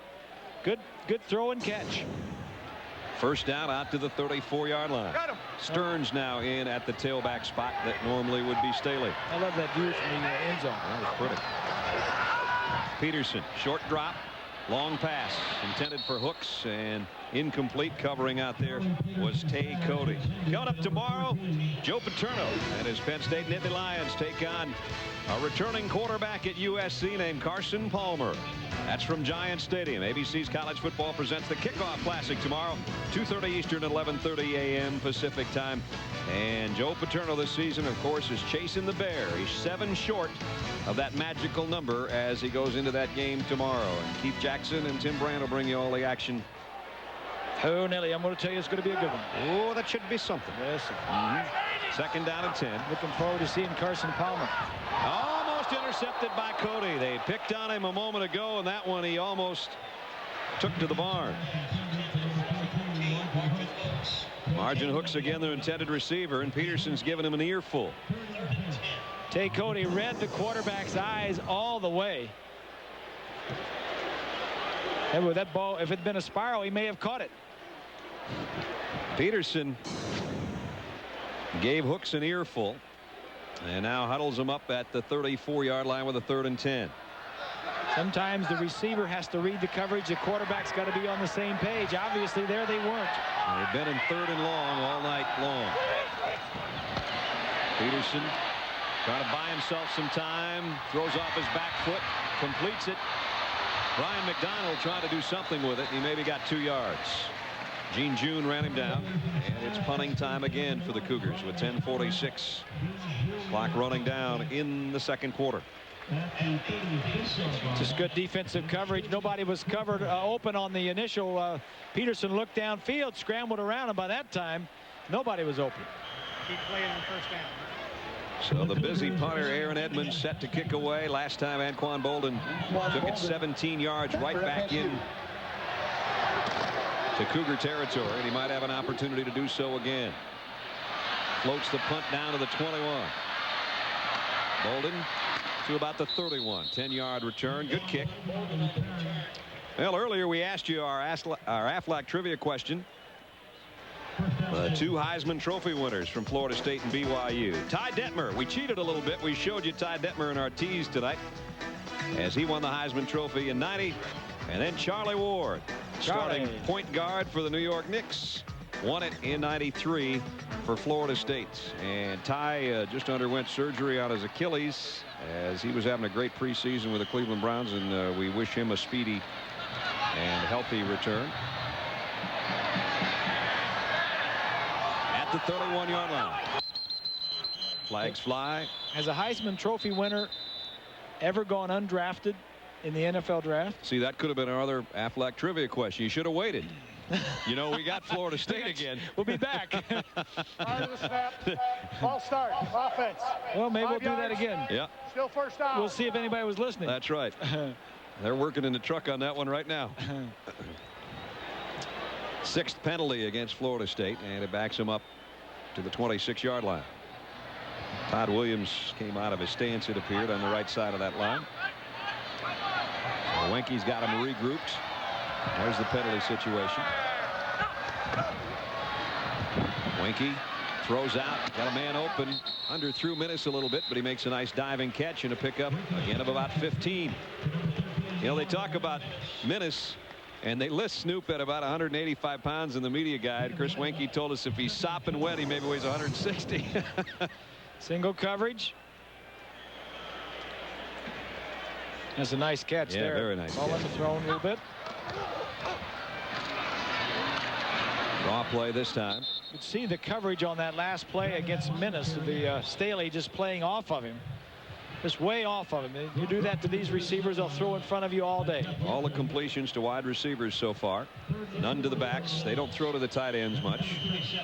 In fact, very seldom have a tight end in there. Cut him, Billy. Third down and 4. They don't throw to anybody else unless they have to. Exactly. And they got 4 wide receivers in there, so they're pretty good chance that a receiver's going to catch the ball. High snap in the gun. Winky handles it. It's got another one to a wide receiver. Walker's going to have a first down out at the 43-yard line. Darius Wilson drives him back, but his forward progress had plenty for the first down. Boy, he's a big target, Bob. He is, and like I said, he's new this year. He picked up the system pretty quickly. From the pocket, little pressure. Ken Schmidt, defensive coordinator, said we're going to do some things differently, maybe do a little zone blitz to try and put some pressure. They got the pressure, but Chris got the ball away. Winky got heat again, got it completed again. Nicely done. Down at the 45-yard line this time to Tallman Gardner. And a man in his face. Chris knew where he wanted to go, saw that he was open, and just threw it and then took the hit. Got a man down. I think it's Tarlos Thomas, the left tackle for Florida State. Big senior All-American, preseason All-American candidate down at the 35-yard line.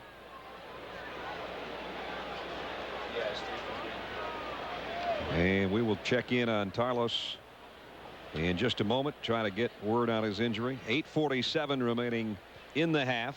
ABC Sports presentation of the Advantage Pigskin Classic, brought to you by Advantage Nutritional Products. Smart nutrition for active people. Chrysler. Budweiser, who salutes America's designated drivers. And Holiday Inn, who gives you more, and more is better. Jacksonville on a pretty night, as Bob said, a little bit muggy tonight, but the weather has held up. We had pretty heavy showers in here late last night. And they've got Tarlos Thomas up, and he appears to be okay. How about BYU's side, Swanee? What are they looking at injury-wise? Well, Luke Staley was helped off the sideline, as you recall, and he did get his head rung a little bit, his bell rung a little bit. They're going to probably take him in at halftime and evaluate him there.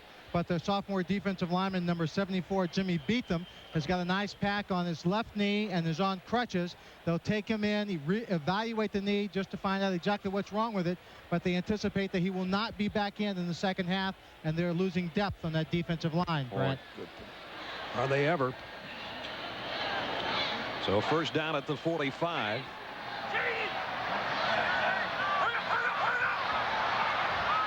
Winky. Inside handoff to Travis Minor. Broke a tackle or two, got about 4. Travis kind of weaving his way for his yardage. And there's Chris Hoke. And Swanee was talking about the lack of depth on their defensive line. They can't lose him, too. That might be an equipment problem more than anything else as he trots off in a hurry. You got to do everything in a hurry, as Bob said, against this Florida State offense going no huddle. 2nd and 6. There's a blitz. Walker complete, short of the first down.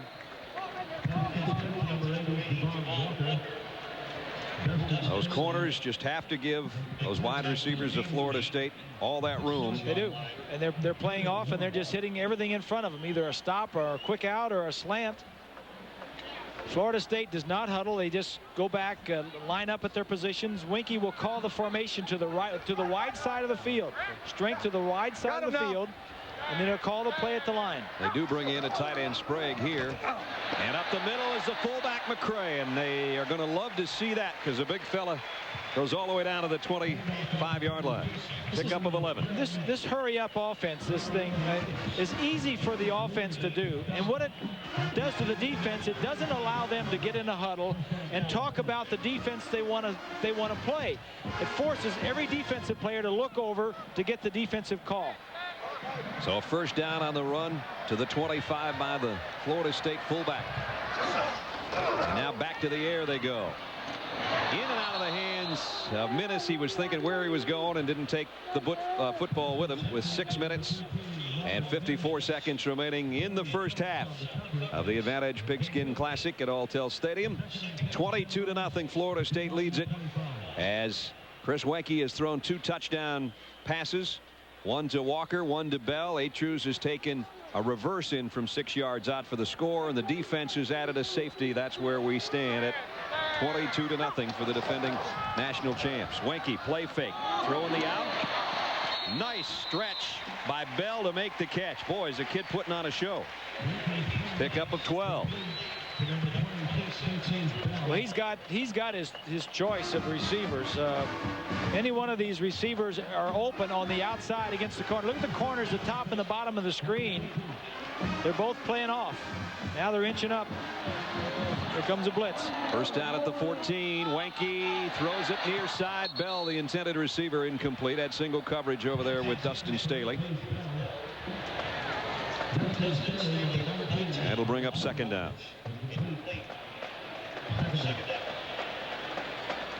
Bob, Brad, pregame warm-up, Mark Rick looked at the cornerbacks, and he didn't think they were very good at really catching the ball. I'm surprised that Wenke isn't putting the ball in position for his guys just to go up for it, because he's got to have confidence he can out-jump these small cornerbacks and make the catch.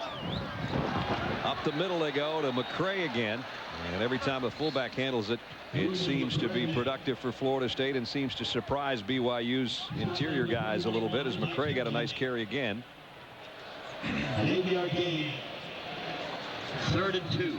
And Florida State changes up bodies, and they've got Walker out there, the big guy at 6'3" to the top of your screen. Minnis and Morgan to the near side on a 3rd and 4. Here they come. Here they come. Wenke pump fakes. That was too much time, and Nolly got him from the backside. So when you see that, you got to throw it quickly. Nolly came around Donald Heaven, who was in there for Tarlos Thomas, Bob. Well, they're coming right here, and you can see them because the tight coverage out here tips you off. These guys are coming, and the end is going to be free because the tackle slides down. You protect the most inside guys. Yeah. So Matt Munyon's going to have a field goal attempt of 34 yards. Okay, we're done. And missed it to the left. And that's going to be one of those years for Bobby. Well, it could be. He's had wide right too many times. He had Sebastian Janikowski, and now he's missed an extra point and a field goal so far tonight. Looking for some Disney magic? National Car Rental knows the best place to go. The 45 years of magic celebration at Disneyland Park. And as the official car rental company of Disneyland Resort in California, National gets you on the road and to the park fast. For a family experience you'll never forget. So what are you waiting for? Let's go to the 45 years of magic celebration at Disneyland with National Car Rental. Is it cool to smoke? No! Over 100 BYU athletes are involved in the Buff Don't Puff program. Ready? Go! Come on, guys, I'm waiting, man. We tell the kids, if you want to be strong and healthy, don't take tobacco. You can tell yourself, I will never take tobacco into my life. That means he's pledged to be tobacco-free. Good job. Remember, buh, don't, puff. Okay, let's go. As America's population has grown over the last 2 decades, there's been a 16% decline in the number of physicians trained in the U.S. So Florida State University is building America's first medical school in a generation, training physicians for a growing elderly population, and doctors who go out of their way to care for small town and inner city America, meeting a world of needs, making a world of difference at Florida State University. Promotional consideration provided by National Car Rental, the official car rental company of the Bowl Championship Series on ABC. Let's go! Florida State leading 22-0 with 5 minutes 30 seconds remaining in the half. BYU, after the missed field goal, will work from the 20, and Peterson falls down on his way back to set up in the pocket, and that's going to be a loss of about 6, which BYU does not need at this point. Matt Munyon's missed an extra point, then he hit a couple, and he's missed a 34-yard field goal. You look back over the years, Scott Bentley in the Orange Bowl, a kick Florida State had to have against Nebraska, and he knocked it through. Then you talk about Sebastian Janikowski and what he did to this program the last couple of years, booming kickoffs and accuracy that made him a #1 draft choice of the Oakland Raiders. And Bobby Bowden has said it's going to be quite a year for our kickers unless somebody comes to the forefront. And so far they've had all kinds of problems in preseason. Tough act to follow. Yeah. Two good kickers after having some poor kickers. In fact, Janikowski voted in our little magazine, our little book, the best kicker all time in college football. Well, those two guys were the top 2 scorers all time in the ACC. And you can see almost carbon copies as far as how many points they put up. And Brett Cimarelli is highly regarded for Florida State, but a true freshman, and he kicked so much that he suffered a groin pull, and Bobby Bowden told him, you know, you're going to have to He said, you're use out here some by judgment. yourself. That's right. I don't have a kicking coach. He says, you're over here by yourself. You got to know how much you can kick and how much when to rest. So there could be 2 or 3 guys trying to fill Janikowski's spikes over the course of the year. Peterson throws on the run, got his tight end again across the 40. Tavita Ofengawi, and he's got another first down. Good play by Peterson, moving around, give him some time to move around out there. From behind, everybody's covered. I got some time. Slide out. Nice throw. That's not an easy throw to make right there. You got to square your shoulders up and throw back to the middle of the field. Ofengawi's catches both were on 3rd down and long, and you talk about a guy that should know the system. He's been around since the 80s, I think, playing out there. He's got 4 kids. He's wife and 4 kids. He's 26 years old. He's almost as old as Winky. Peterson got some pressure and got knocked down as he let go of that one. Jamal Reynolds again let him know he was there. BYU would love to get anything out of this drive before halftime. You can bet.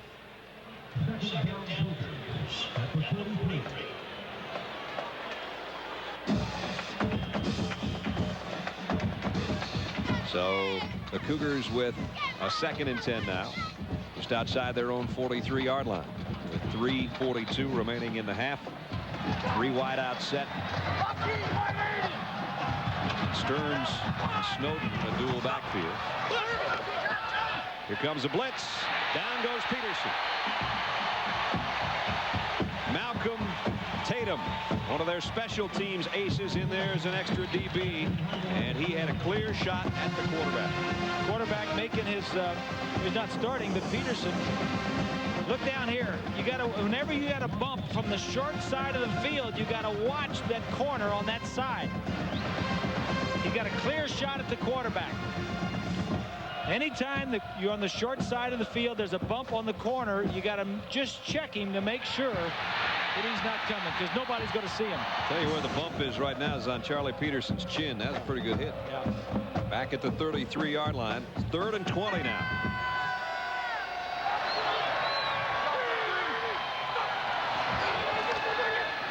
Again, the pressure coming. Peterson gets away. He's going to try to pick up what he can on the run. And now laterals it. Got it to Sataki, and they got it to the 49-yard line. They're only about 4 yards short of the first down. It's a heads-up move, Yes, just trying to make the first down. They're going to be about 4 or 5 yards short.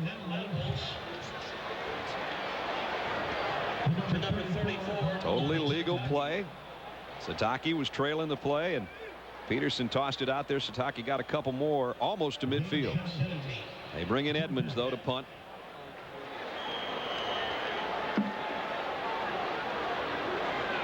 And this time, Florida State not with 10 men up there. Going to try to get a return for Anquan Bolden. They're going to try to keep it out of his hands as the kick goes out of bounds at the 14-yard line. That's where Florida State will go to work, leading 22-0 as we send it to our guys at Times Square Stadium. John and Terry. Gentlemen.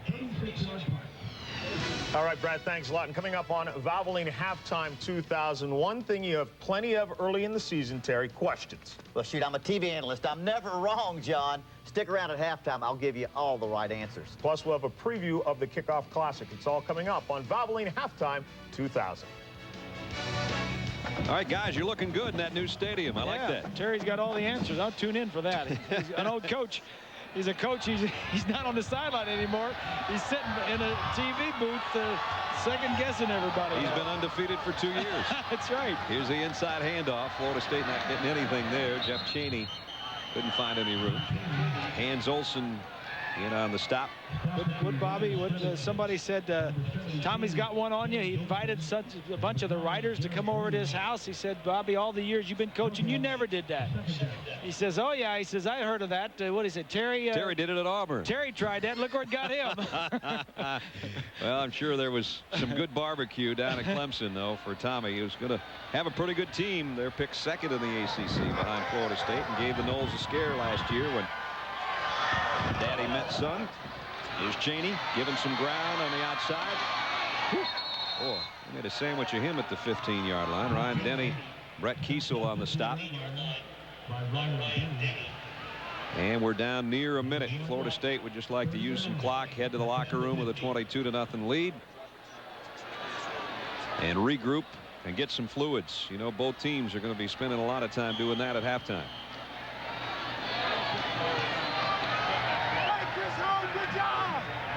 Well, Edwards does not get shut out often, but this half looks like it's going to be a shutout. In fact, you got to go back about 25 years to find the last time that they did not score points in a game. Long way to go, though. Still have the second half. The final 30 seconds here of the first half. Cheney again. And 25 seconds remaining as Justin Enna makes the hit. So look at Hans Olsen. That's a famous name, defensive tackle. He is the nephew of Merlin. Played against Merlin a few years. We'll be taking a look at Hans Olsen a little bit, maybe in the second half. I tell you what, interesting. He's a character. A lot of young characters that I've run into in this business. I don't think I've ever laughed harder than spending time with him yesterday. Yeah, so. he was good. He was fun. Told us about growing up on the farm and some of the boredom that he had and what he did to avoid that boredom. He's quite a kid. Big fella and a good player. 295, almost 300 pounds, he told me yesterday, on a 6'4" frame. Got 23 seconds left now with the timeout called. And let's check in with Swanee with Coach Bowden. Well, Coach, your team seems to be handling pretty good, the 22-point lead. What are you looking at that you like? And tell me also something that maybe you don't like. Well, I right off the bat don't like the consistency of our offense. It kind of looks like we can do whatever we want to do, but we ain't doing nothing, you know. And then, but our defense is playing better. If we could stop the 3rd and long, we've let them off. But they made a couple of great 3rd and 25 plays and scrambled real good. It's going about like I expected, except I thought our offense might be scoring more, and I thought they would be scoring on our defense. How about Winky's performance often? He looks very calm in the pocket, making good decisions. Well, he is calm, and we're giving him a lot of work, but he is a calm individual, and I think you see it right now. What changes will you make for the second half? Just try to execute better. I'm disappointed in our running game. But yet, you know, when a team gets tired and they don't rush the passer, it's hard to run the ball, and I think that's what's happening up in there. I'm a little disappointed where we're running right now. All right, Coach, thank you very much. Thank you, buddy. All seems to make sense when you hear him say it, doesn't Well, it? he's a perfectionist too. I mean, Yep. the offense, you're winning the game 22-0, and you still want more points. And what he's talking about is the offense is moving the ball but not converting those drives into touchdowns. Saw Chris Wenke's numbers. Impressive first half for him. Couple touchdown throws. At the 37, BYU still got a few ticks left to play with. Trying to throw a crossing pattern to their fullback, and Sataki just flat dropped it. Ball could have thrown a bit better. He could have had it up a little higher. Be interesting now if we're going to see Peterson or Engelman in the second half for BYU. Maybe both again. Well, we were told that they'd both play a quarter in the first half, and then they'd see who had maybe had a hot hand or who they felt best about going in the second. I think we're going to see two quarterbacks out of BYU for the first 2 or 3 games. Don't forget halftime 2000, the Valvoline halftime 2000 with John and Terry. About 11 seconds away. Peterson again flushed to his left. I think we're going to have a holding call. He's intercepted. Picked off by Hudson. Hudson, the linebacker, coming the other way. Breaks a tackle, and he's all the way to the 25-yard line. 28-yard return to expire the half. Peterson trying to force one after he got some pressure, Bob. Hudson's the top right of your screen, number 42. Makes a nice play on the ball right there. He's the backup middle linebacker. And he didn't think he was going to play this much this year, but he's playing a lot tonight and doing a good job of it. Holding on the offense. The penalty's declined. They declined a penalty that'll end the half. So the interception will stay as the score will remain the same. Halftime 22-0 as we go to Times Square Stadium. Our guys at the Valvoline halftime, John and Terry. Brad, thanks a lot. It has been 25 years since Lavelle Edwards and BYU have been shut out. That's 312 consecutive games. Well, John, what you're seeing is two different types of quarterback. An experienced veteran at Florida State that handles everything BYU throws at him. Two rookies at BYU that are shell-shocked. They're going to need to settle down if they're going to score any points in the second half. And your dad doesn't even look satisfied. Well, you know, they could have 30 or 40 right now. All right, 22-0 is the score. Coming up on Valvoline halftime 2000. There are plenty of questions coming into this college football season. We'll answer all the big ones like, will Florida State repeat? Who else will be among the title contenders? And who will bring home the Heisman Trophy? It's all coming up on Valvoline halftime 2000. Do you think you're making a difference? We do. Since you started talking to your children about drinking, teenage drinking is down 45%. To all parents who are making a difference, thank you. It's a better place to live. It's a better place to live. Thanks to you.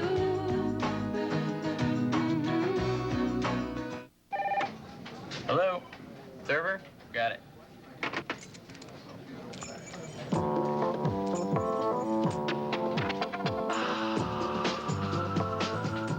Total participation, and this means everyone, all working to make sure you get the absolute best experience possible. Mr. Thurber, you're all set. 5-star, an easier way to sell and service cars and trucks. It's better. We'll prove it. Only where you see these signs.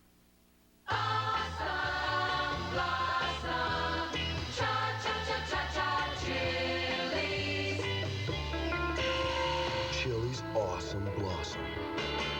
Like, share one.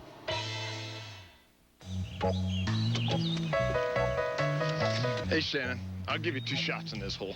You already had an advantage. You're right. I had one earlier. So are you going to tell me what your advantage is? Sure, it's a right balance of protein and carbs. What is? My advantage. I'm the one who needs an advantage. I know. Very funny. So how can I get an advantage? Have you tried buying it? Convenient, great-tasting Advantage from EAS. Smart nutrition for active people. We asked the tough fans of the St. Paul Saints to test the Norelco Quadra Action Razor for 21 days. Electric sting! But when they tried it, they started to like this advanced Norelco, with slots to cut the long hairs and holes that get the short stubble. They got a quick, close shave without the nicks and cuts of a blade. By the end, these fans had fans of their own. The Quadra Action Razor. Try it for 21 days. It's guaranteed or your money back. Norelco. Put it to the test. He'll watch her for weeks.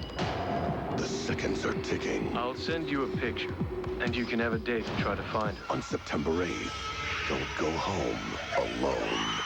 The Watcher. Rated R. Starts September 8th. Valvoline Halftime 2000. You can always tell the guys who use Valvoline. From Times Square in New York, John Saunders and Terry Bowden. The most exciting spot in the most exciting city in the world just got a little more exciting here in Times Square Stadium, the new home for our college football studios. I went back, Terry, and I looked at all the predictions and everything you said from last year. They were all right. You did not do anything wrong, and so we've asked you to pick up where you left off. John just called me the new ABC Answer Man. So what we did, we had this year's brightest stars ask me some of college football's biggest questions.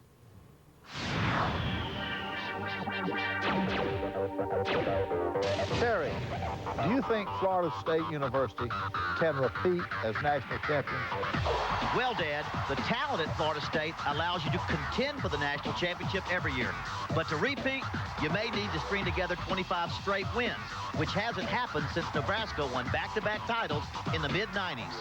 Whether it's the Miami Hurricanes on the road, Florida at home, or the Nebraska Cornhuskers in the national title game, your Seminoles will run out of luck. Can Virginia Tech return to the national championship game? Well, Michael, with your presence, the Hokies will unquestionably be an offensive juggernaut. But your defense must replace 8 starters, and that will cost you dearly. Expect the new Big East champion to be the Miami Hurricanes, who end a 5-game losing streak against the Hokies and a 5-year absence from atop the Big East. So, Terry, who are the top contenders in the Heisman Trophy race? Well, Drew, you certainly are my front runner, but the Heisman is about winning, and a tough Big Ten schedule could keep you from overwhelming voters. Your competition, Virginia Tech's sensational quarterback Michael Vick, who has superhuman athletic ability, and quarterback Chris Winkie, who definitely deserves a look if he takes Florida State back to the national title game. Hey, Terry! Will we be celebrating Joe Paterno's record 324th victory? Well, folks, despite playing a rugged Big Ten schedule, having to rebuild his defense, and dealing with a question mark at quarterback because of incumbent Rashard Casey's legal problems, Joe Paul will get the 7 wins he needs to break Bear Bryant's record, making him the winningest coach in Division 1A history. I'd like to ask Coach Bowden, is this the year of the dog? Well, Quincy, this may be your lucky year. Despite Georgia's 1-18 record in their last 19 games against Tennessee and Florida, you catch both division rivals in a bit of a rebuilding mode. Your Georgia team, on the other hand, is loaded, returning 18 starters, including your multi-dimensional skills at quarterback. Quincy Carter, I'm making the Dogs my favorite in the SEC East. For $1 million, Terry, what will Notre Dame's record be after playing Texas A&M, Nebraska, Purdue, Michigan State in their first 4 games? Will it be 4-0, 2-2, 1-3, 0-4? Regis, I don't need to call a friend on this one. It's C, 1-3. 1-3. Final answer? I'm afraid so, Regis. My final answer.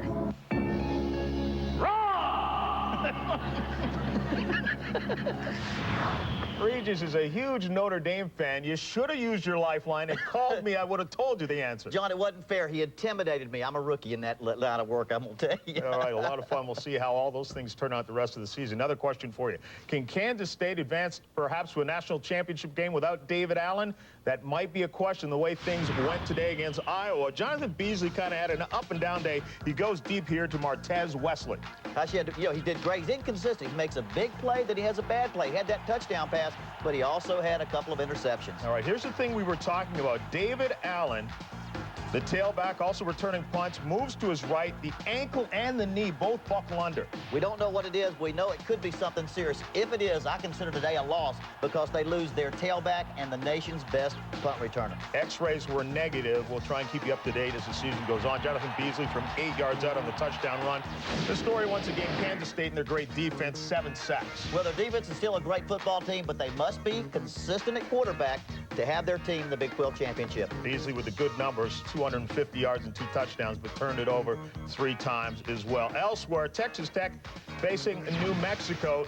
7-3 is the lead for Texas Tech. Ricky Williams, who missed all of last year, was blown out in game number 1 of the season last year, is back, and he's off to a pretty good start, 39 yards early. Yeah, but Texas Tech had Mike Leach to throw the ball around. How about this one? Louisiana Tech blowing out Mississippi Valley State, 49-10. Brian Stallworth, 23 of 37, 311 yards and 4 touchdowns. Well, a 3-8 1AA team playing an 8-3 1A team, you don't get a football game, you get a blowout. It's nice to get a little start right here for La Tech. Stick around.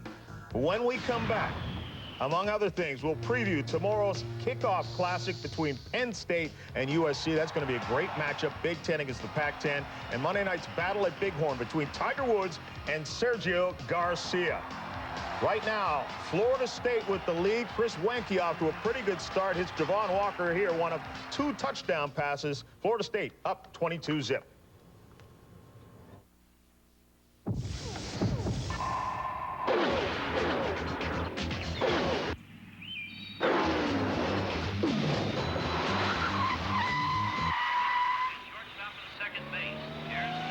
Hey, boys, I'm lost. I'm looking for Franklin Street exit. I'm going around for an hour. Come on. Want more power? Try Valvoline SimPower Complete Fuel System Treatment. Cleans your entire fuel system with advanced synthetic technology.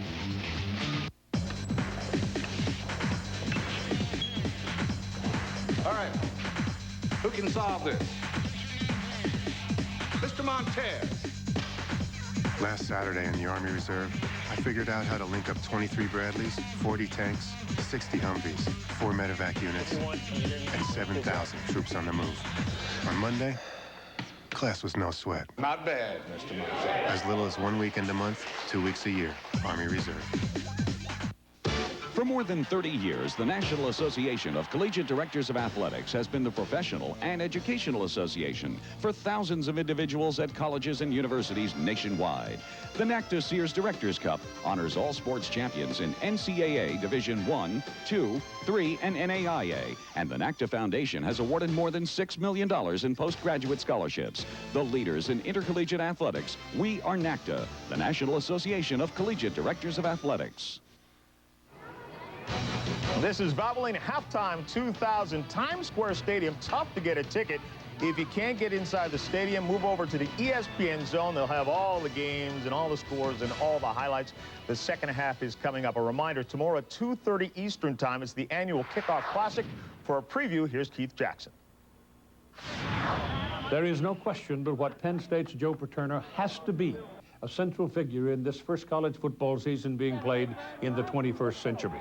He's just 7 games short of becoming the winningest coach in major college football, passing the record of Paul Bryant, 323. Tim Brandt, does Joe Paterno have a Penn State football team that can win 7 games this year? Keith, I think he does. It'll be tough. They have to keep Rashard Casey eligible. They have to keep him healthy. But he really is the kind of quarterback that a defense hates, and he's a difference maker. He's the kind of guy that can break the pocket, and once he gets to the open field, he's a nightmare. Southern California is trying to lead the redemption of the Pac-10 Conference after a tough year last year. They, too, hang their hopes somewhat on the quarterback. Well, they do. Carson Palmer is back. Last year he started out. He was 2-0 before he got hurt. They lost the next 6 out of 7 ball games. He's a difference maker. But I think the big difference at USC is they come in with a great deal of confidence, tremendous amount of speed, and a very tough defense. And we'll play out this drama at 2:30 tomorrow afternoon here on ABC Sports. All right, guys, thanks a lot. We'll see you there. Now, last year, Arizona was ranked number 3 in the country. They came out east, faced Penn State in the Pigskin, got walloped in the game. Is USC going to face a similar fate? USC has much too much defense to get walloped by anybody. On paper, in fact, they're better than Penn State. But you know what? They travel coast to coast. They play Penn State in a home game. Because of that, I give it to Penn State in a close knee-knocker. All right, that one is 2:30 tomorrow Eastern time. Switching to golf now. Last year, the showdown at Sherwood, Tiger Woods took on David Duval and came off as a winner. This year, a new event and a new challenger. On Monday night, the greatest golfer in the world goes head-to-head with Spanish superstar Sergio Garcia. That's Sergio Garcia. Can I have your autograph? Can I have your autograph? Can you sign me mine? Good friends since meeting on tour recently. When they get together, there are two guarantees: great golf and lots of laughs. We're going to have a great time. Sergio is a good kid, and we're going to go out there and try and entertain everybody. But then again, I'm going to try and beat him. And there's no doubt about that. And I know he's going to try and wax me as well. I hope to win. Of course, I'll try to do my best to beat Tiger. It's gonna be tough. Tough indeed. Tiger is coming off his 5th career major championship victory. But never underestimate the skills of El Nino. They meet face-to-face Monday night at 8 Eastern in the Lincoln Financial Group Battle at Bighorn, right here on ABC Sports. Our second half is coming up as Times Square takes a look at a true spell, one of his 2 touchdowns. For cars with over 75,000 miles, life has just begun. Introducing Valvoline Max Life Motor Oil. At first, it looks like an ordinary piece of paper. But then, we place a sesame seed bun right in the middle. We add 1/4 pound of beef heaven, then cheese, pickles, onions, tomatoes, and lettuce. Then slowly, we wrap. Oh yeah, that is one lucky piece of paper. Got the urge?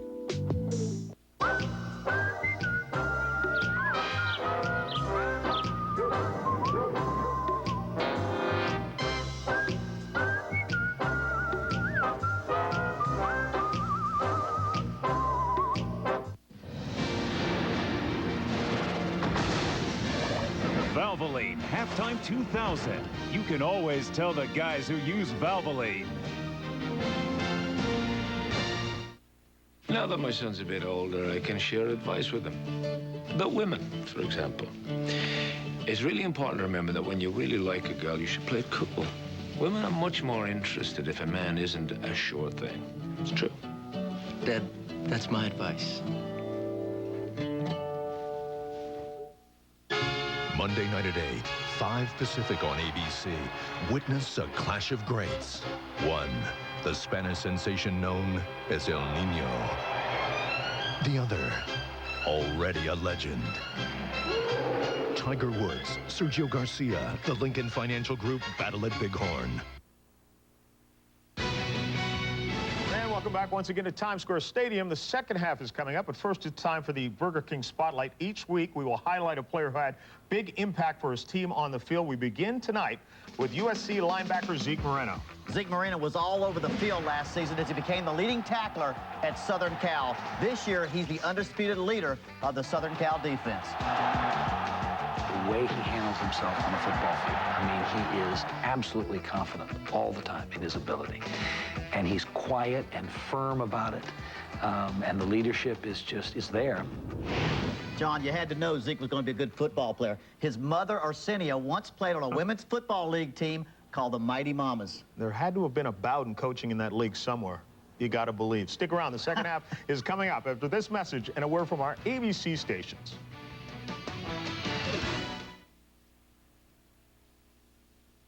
Hello, I'm Jack Nasser.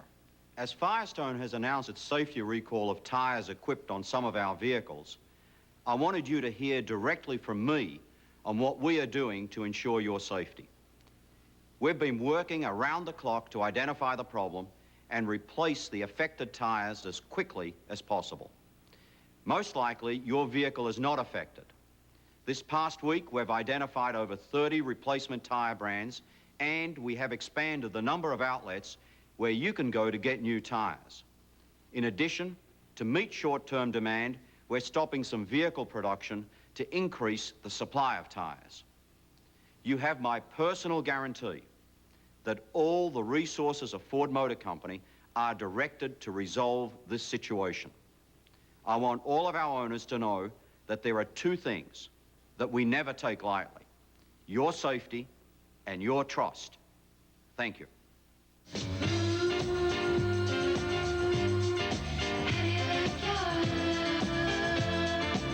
Coming Tuesdays this fall, The Gina Davis Show. A new comedy with kids. The Gina Davis Show, Tuesdays this fall on ABC. Get a financial edge with K2 and Bloomberg Business Reports. Mornings only on Channel 2 News. The biggest news for the Frontier was its new engine, the 210 horsepower supercharged V6. We not only supercharged the engine, we supercharged the design. So suddenly the design became more muscular, became more powerful. The new Frontier makes a statement. I believe what it says is, get out of my way. 1969, America in turmoil. Al Gore graduates college. His father, a U.S. Senator, opposes the Vietnam War. Al Gore has his doubts, but enlists in the Army. When he comes home from Vietnam, the last thing he thinks he'll ever do is enter politics. He starts a family with Tipper, becomes an investigative reporter. Then Al Gore decided that to change what was wrong in America, he had to fight for what was right. He ran for Congress, held some of the first hearings on cleaning up toxic waste, made the environment his cause, broke with his own party to support the Gulf War, fought to reform welfare with work requirements and time limits. Al Gore, married 30 years, father of 4, fighting for us, to ensure that prosperity enriches all our families, not just the few. Strengthen Social Security. Take on big drug companies to guarantee prescription drugs for seniors. Hold schools accountable for results. Tax cuts for working families and the middle class. Al Gore, fighting for us. Season premiere week starts Tuesday, September 5th on Rosie. Back just about set for the second half of the Advantage Pigskin Classic. It's been a classic only so far for the Seminoles of Florida State. Welcome back to Alltel Stadium, everybody. Brad Nessler and Bob Greasy. They come in as defending champions. They come in ranked number 2. They haven't been perfect, but they've been pretty darn good. And the opposition is, BYU is not as good as they've been. They've lost their best 2 players. Morris, the linebacker, went in the first round of the draft. And Federick, the quarterback, is not here. And Norm Chow, their offensive coordinator for 22 years, has moved on. So they're getting adjusted. I like some of the things I see with their young quarterbacks from Lavelle, but I think Chris Winkie has outplayed everybody. Both quarterbacks warming up. We'll probably see both again for the Cougars. Chris Winkie has played very well as you take a look at the Morgan Stanley Dean Witter first half statistics. As you might guess, all Florida State. Bobby Bowden mentioned to Swanee that he wasn't happy with the running game, but 58 yards is better than minus 13. But the total yardage, all Seminoles. And most of the first downs for BYU, quite frankly, came on Florida State defensive penalties. So Bobby Bowden, his team leading 22-0 as we head into quarter number 3 against his old buddy Lavelle Edwards. Nick Maddox is going to drop back with Jeff Chaney as Florida State will have the football first. Remember, they won the toss and deferred, so they'll get their hands on it to start this third quarter. Hotchman's kick. Good one. And good enough that Florida State will have to work from the 20. Is number 20. Nick Maddox makes the grab in the end zone. Here's how the first half went. Chris Winkie rolling out, getting a lot of pressure, throws back in a ball that Bob still thinks he was trying to throw away, but Javon Walker says, I'll take it for a touchdown. And it was Winkie, the quick out, 3-yard touchdown to Atruz Bell. Jamal Reynolds hits Engelman from behind. The ball squirts to the end zone, and Florida State had a safety. And then on the reverse, Atruz Bell, his second touchdown of the night from 6 yards out on the handoff from Minor. That's where we stand at this point. And Chris Winkie will gear him up from the 20-yard line. They'll go on the ground to Travis Minor. dances back to the line of scrimmage, and that's about all. I guarantee you, if Bobby Bowden didn't call that reverse from the 5-yard line for the touchdown, Mark Richt called it for him. That's right. The head coach will like this one. And on the first play of the second half, one of BYU's defenders goes down. Jeff Holtry, the outside linebacker, a senior, one of their leaders, 250-pound outside backer, is down on the field. And I know that Lynn Swan has had a chance to talk with Lavelle Edwards coming out of the locker room. Swanee. Well, Brett, I talked to him about Ingerman and who's going to start the second half, and he said definitely Ingerman's going to come in and start the second half, and he'll see how he plays. He may go back to Peterson later on. I asked him what his team had to do and what he'd adjust to in the second half.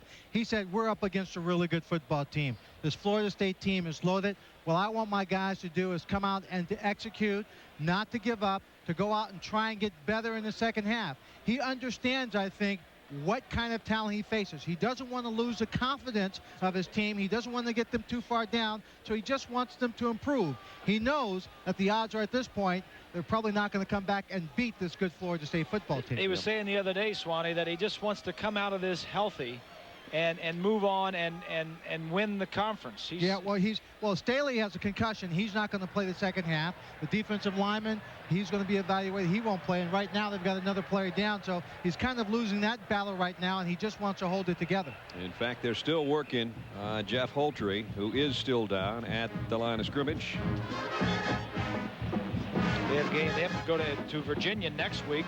Then they have Air Force, and they got Mississippi State, and then they go to Syracuse. They've got 3 trips east of the Mississippi for the first time in school history. They're going to put about 11,000 miles of air miles in this year. If you're up to frequent flyers, I guess it's great, but they do have Virginia. You see that, some of you will, on ABC on September 2nd. And then, as Bob said, Air Force is on the road, so is Syracuse. And then their 2 biggest rivals, Colorado State and Utah, they're both road games. Not an easy schedule, one of the toughest ever. Yeah, you can't knock the BYU schedule anymore. There was a time years ago that you might, but not any longer. They've played Washington in the past and a bunch of other tough teams. Wanky almost intercepted. Justin Enna just about had it, and had he held on, he could have maybe made the end zone, but he dropped it. Enna was all-conference player last year. And he is big. He's 260 pounds, and not a good throw by Chris Wanky. Wanky 18 of 28, 180 yards and a couple of touchdowns. So that was a poor throw, and it's 3rd and 10. BYU would love to get a defensive stop on the opening series of the 3rd quarter. Wanky throw in. Oh, a one-handed catch almost. Morgan just kept looking for it. Left hand, right hand out in front of him. He was bobbling it for a while, and he ran a few steps and couldn't hold on. Chris throws this ball. It's a blitz. There's single coverage out here. There's nobody out here with him. He turns around and locates it. Believe it or not, they do this in practice quite often. He just couldn't grab the handle on that one. Left, right, ground, and a punt. Cottrell. Nice high kick. Rigel comes up on it. It's going to be a flag as the special teams player, as Florida State covers it. Rufus Brown did not give him enough room to make that catch. Rufus Brown came down, got tangled up with the would-be blocker, and just barreled into Rigel. One of the new rules this year is there are no split crews. When there are 2 teams from separate conferences playing each other, that's obviously a foul. Yep. 2-yard radius foul, and the kicking team, 5-yard penalty, first down. So all these officials are from the Big Ten. So BYU will have the ball in pretty decent field position when we come back.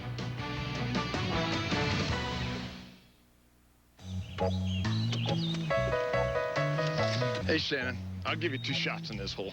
You already had an advantage. You're right. I had one earlier. So are you going to tell me what your advantage is? Sure, it's the right balance of protein and carbs. What is? My advantage. I'm the one who needs an advantage. I know. Very funny. So how can I get an advantage? Have you tried buying it? Convenient, great-tasting Advantage from EAS. Smart nutrition for active people.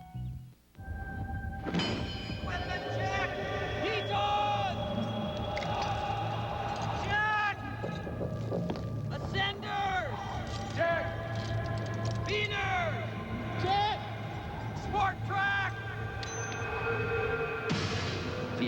Ford Explorer Sport Track. As essential as gear gets. From Ford Outfitters. The most far-reaching sport utilities on Earth. No boundaries. In pro football, if you get to the championship game, you got to be pretty good. If you get there and win, you got to be really good. Now, if you get there 4 times and win all 4 times, well, you got to be Joe Montana. When you're an original, you do it your own way. Original Coors. Expect more from an original. Original Coors.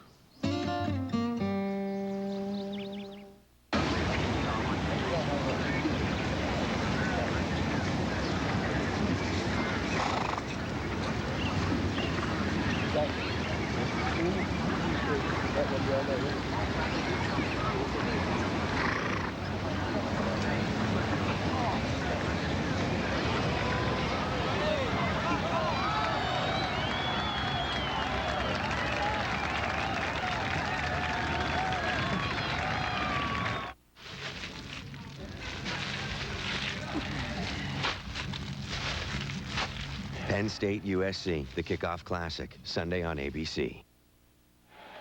Well, after a 3-and-out by Florida State, BYU takes over. Brett Engelman at quarterback again. He started the game. He'll work from the 45-yard line. Best starting field position of the night. Sataki, the fullback, is going to make that field position even a little better out near midfield. Let's get an injury update from Swanee. Brad, that's Jeff Holter sitting on the bench over there. He stretched the ligaments in his right knee. They're going to evaluate it further to make sure that that's the only problem, but that's his right knee. And last year, he injured his left knee. So the people who know this young man's history should be aware that this is his right knee he's injured today. Last year, he had his left knee. And it's stretched ligaments, Brad. All right. Well, he was blocked to a certain degree there by Florida State. He was at Michigan for a while. Yep. Sat out 98 after a transfer, a couple seasons in Ann Arbor. Talk about injury problems. They got some early, too. Okay. Intercepted. Overthrown and picked off. Cleavon Thomas had a gift there. The ball looked like it was deflected. Interception by number 8, Cleavon Thomas. Maybe tipped at the line of scrimmage. Cleavon Thomas had 3 picks a year ago, and he's got one here. Yep, might have been. Yeah, it's close. Looking right all the way. Yeah, it's deflected. Just changed the trajectory a little, didn't it? Kevin Emanuel. Instead of being outside where the receiver is, the ball being deflected brought it back inside. And Thomas, to his credit, kept his eyes on the ball all the way and picked it off. Give Kevin Emanuel an assist on that one. And Florida State takes over now in BYU territory at the 49. Chris Wenke, nice play fake, sets up deep and goes down deep. Yeah. Our Dell Game Solutions early on was put pressure on Winkie, and that's what they're doing coming out the second half. That's Nolly's second sack, a loss of 11. I think what's happened early on in the ball game is that no huddle kind of got to the defense and kind of got them out of their rhythm, and they talked about it at halftime and said, hey, we'll just call it and go with it. Nolly had 7 sacks a year ago for the Cougars, a couple tonight in the opener. Second down, 21 now. From the gun, Winkie, quick throw, and he threw a little bit low, and having to go to a knee was Javon Walker, so that stops that play right there after a gain of about 4. Still a 3rd and long situation. You know, Chris Winkie wants to complete every pass, but there are some plays where the defense is going to win. I mean, sometimes they're going to sack you, and sometimes they're going to be negative plays. Just don't make a bad play out of it, and he didn't do that by taking the sack. And sometimes you can't do things. Anquan Bolden's going to try to do something on his own here. They just throw him a little quick in, and he only got about 4 more yards, and it's 4th down. Whenever you get sacked for a big loss on 1st down, and it's like 2nd and 20, the chances of you picking up a 1st down on that series are very small. Just don't make a big mistake. They did get a couple quick completions that netted them about 8 of those yards back, but Cottrell will have to come in to punt. Mike Rigel waits at the 10-yard line. Keith Cottrell to punt. Another nice kick. Fair catch. Florida State almost got there. Touchback, in BYU will work from the 20-yard line. BYU defense did their job. Their offense has it when we return. Hey, good job, baby. Good job, baby. A pitcher threw Willie Mays a slow curveball. Mays swung and missed by a mile. The pitcher figured he had Mays right where he wanted him, so he threw the very same pitch again. Mays blasted it 450 feet for a home run. It was then the pitcher realized he wasn't setting Mays up. Mays was setting him up. When you're an original, you do it your own way. Original Coors. Now that's original, man. Hey, what's a sirloin stack? Well, it's skim-da-bam-da-boom, diddly-bom-boom. Skim-da-bam-da-boom, diddy-bom-boom? Skim-da-bam-da-boom, diddly-bom-boom. Yeah, and it's got hody-ody-ody. Hody-ody-ody. Chili's sirloin stack. It's a mouthful. How does your gray beard or mustache reflect on you? Man, I look old. Get new vitamin-enriched Just for Men gel.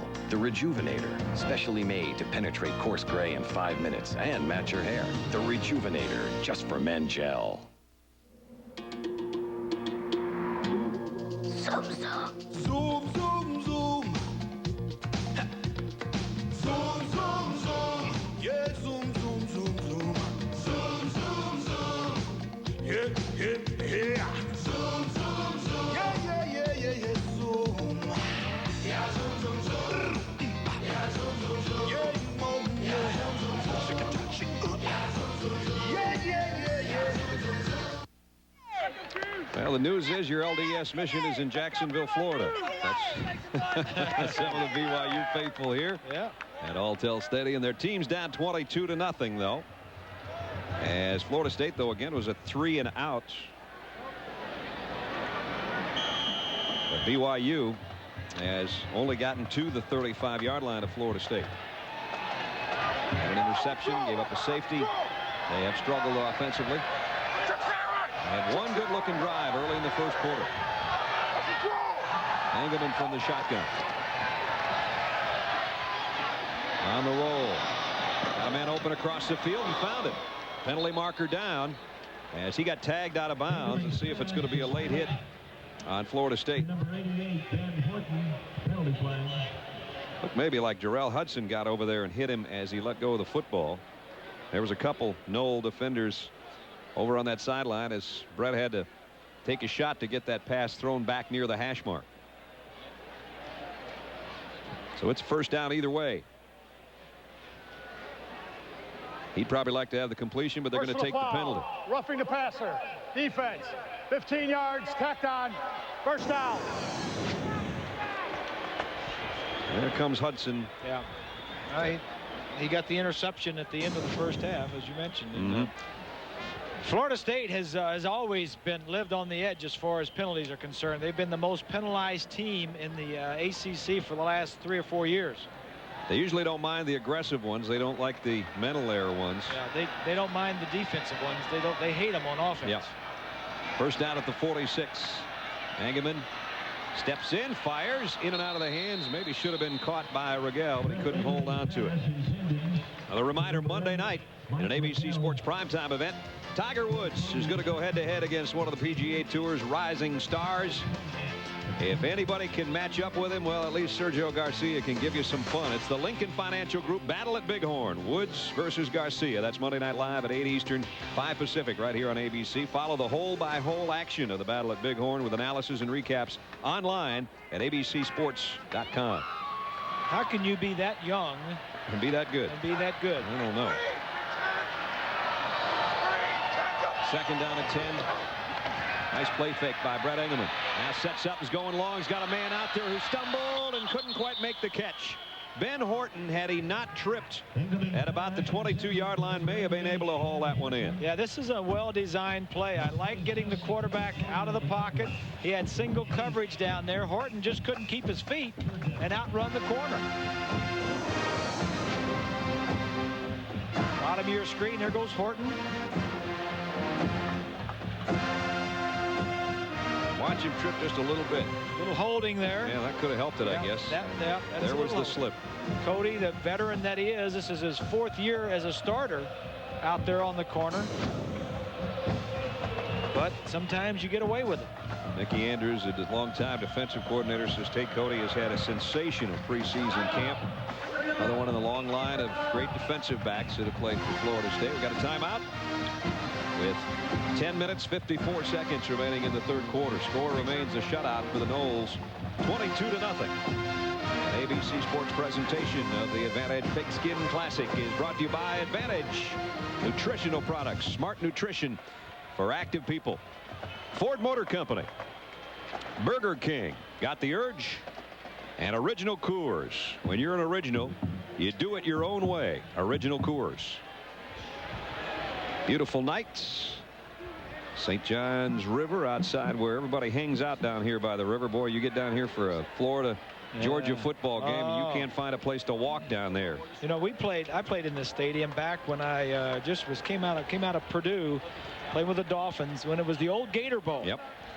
And I think it was the first professional game I ever played. It was the old Gator Bowl right here in this stadium, and it was just a downpour. Couldn't throw the ball. I couldn't hold the ball.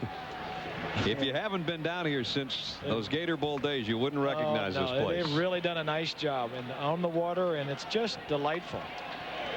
The home of the Jacksonville Jaguars of the National Football League. 8th time 3rd and 10 or more for BYU tonight. It is a 3rd and 10 from the 46-yard line.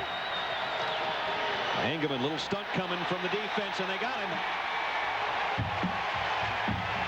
They got to make decisions quicker than that. Dockett got there. Florida State's defensive front had a stunt going, and BYU's offensive lineman just couldn't handle it. You got to know who you can block and who you can't, and you got to know you got to get rid of the football. He had nobody downfield. They were all running away from him. He'll learn from this. These are learning films and tapes, but it's just the little bumps and bruises that go along with it. Bad snap. Edmonds just got it away. And a penalty marker down. I think they're roughing the punter, but Holtry, who was the snapper, was hurt on that defensive series the time before. That's right. And out with that knee injury Swanee talked about.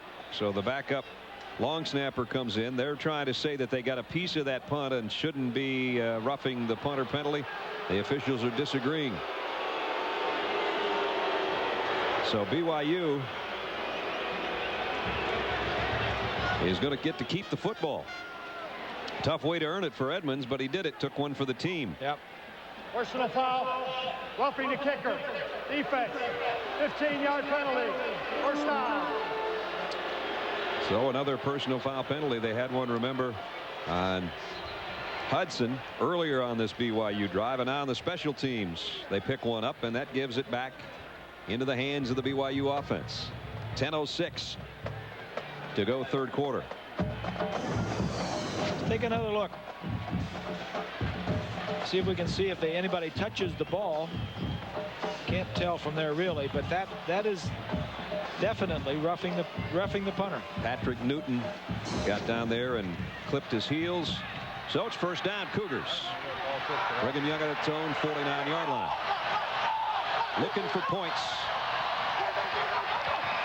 Engelman across the middle's got hooks on a crossing pattern, and margin hooks down to the 35. That's a pickup of 16 and a first down. And this is the deepest BYU's been in Florida State territory. Margin hooks from the right side of the screen, right over the middle. Gibson is number 6. Little crossing route. Georgia Tech hit some big crossing routes against Florida State last year. That's the thing you do when you play Florida State and they're so dominant defensively. You go find somebody that has had some success against them, like Florida and Georgia Tech. Right. And you emulate those things. Horton in motion. Engelman throws, and a flag's going to fly, and that's going to be pass interference, I would think, on Derek Gibson's on the tight end, Ofa Hengawi.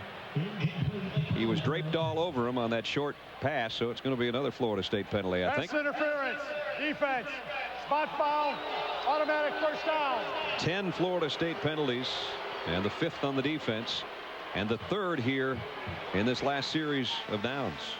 That's 10 penalties for 83 yards, so Mickey Andrews is not too happy about that one. But the coaches for Florida State would rather have the penalties and keep the aggressiveness than not be aggressive and not have any penalties. Pittman in motion. First down, BYU. Engelman trying to scramble for some yardage. Gets swallowed under at about the line of scrimmage. Maybe got a half yard.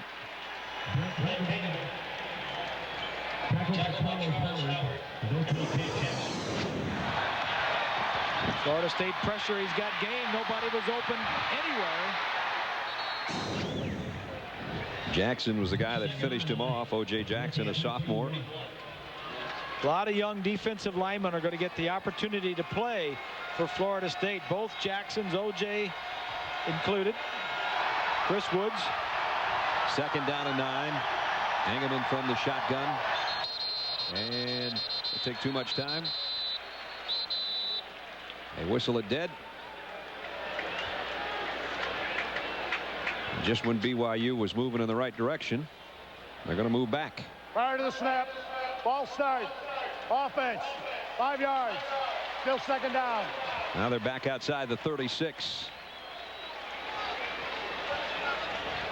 304 wins for Bobby Bowden, 251 for Lavelle Edwards. The 555 victories, far and away the most ever in a regular season college football game by two coaches on opposing sides. It's just phenomenal, isn't it? That's interesting. Yeah, you'd think Bear Bryant coached against some good ones back then. Second and 14. Engelman lofts one out. It's underthrown, and Hooks brought it down. First down near the 10-yard line. Looked like Cleavon Thomas was going to have a shot at that, but he couldn't get his hands on it. Well, he just threw it up. There were two defenders there, and Hooks came down with it. Thomas and Hope were the defenders.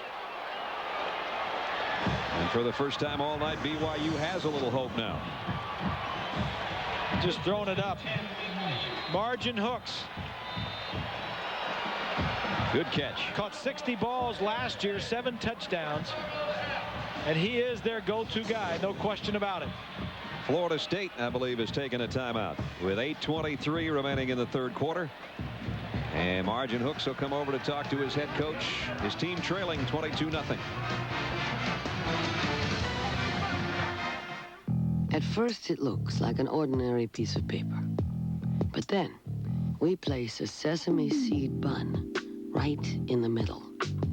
We add 1/4 pound of beef heaven, then cheese, pickles, onions, tomatoes, and lettuce. Then slowly, we wrap. Oh yeah, that is one lucky piece of paper. Got the urge?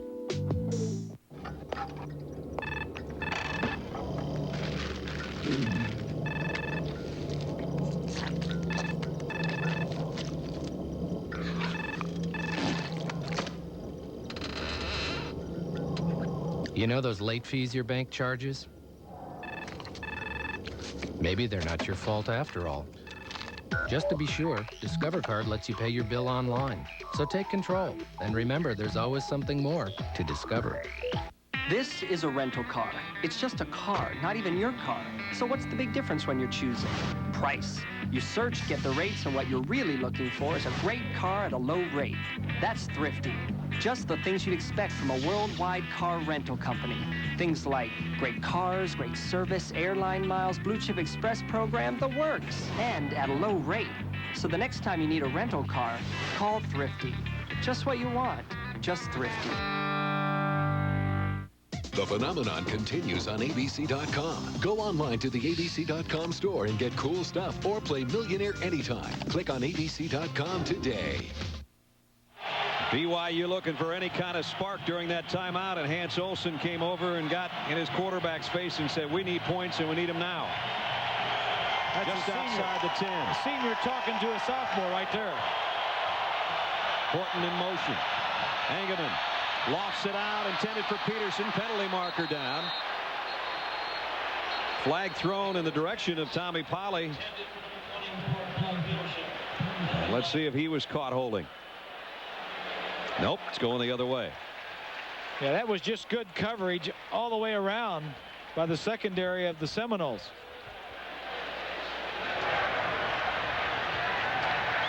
So just when BYU got it down close, just outside the 10. They're talking about this penalty. They're thinking about declining it. Now they'll walk it back. Holding. Offense. 10 yards. Previous spot. Still first down. It's thrown on the left side of the field. It might have been the left tackle, Dustin Reichert.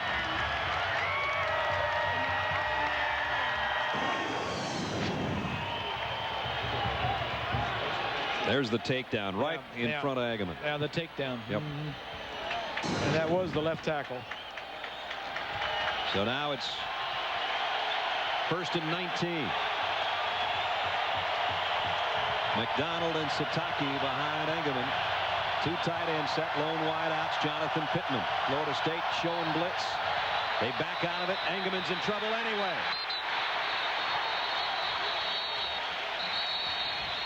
They're draped all over him. Eric Powell, Alonzo Jackson.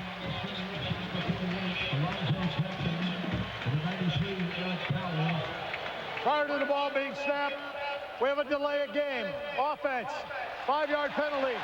Still first down. So they've backed up 14 yards in the last 2 plays. Yeah. They can say one thing here. They can run their offense now. Margin Hooks comes back in. So does Brian McDonald into the backfield. You look around this stadium, and there aren't many fans dressed in blue. Nope. A lot of garnet and gold, and they really came to life for their defense, trying to make it hard for BYU to hear down on this end of the field. From the shotgun. Engelman heat again, flag again. Jamal Reynolds just flying around that corner, but the penalty markers at the line of scrimmage. Busy officiating crew here the last 4 or 5 plays. Prior to the snap, ball start, offense, 5-yard penalty, still first down. Remember, they had it, the original line of scrimmage was just outside the 10-yard line. Now it's outside the 30-yard line. 3 penalties in a row against Lavelle's Cougar offense, and it's as you mentioned, now they're back where they can throw the ball. They have to make a first down down at the 1-yard line or inside the 1. They're lining up from the 31-yard line. Both wideouts, Pittman and Hooks, come out to the near side. McDonald late to trot over to flank his quarterback in the gun. Florida State may have been offside that time. I don't see a flag though. Engelman picks it up and fires. Got it complete. Ned Stearns. How about that? But he lost the ball. Florida State's got it.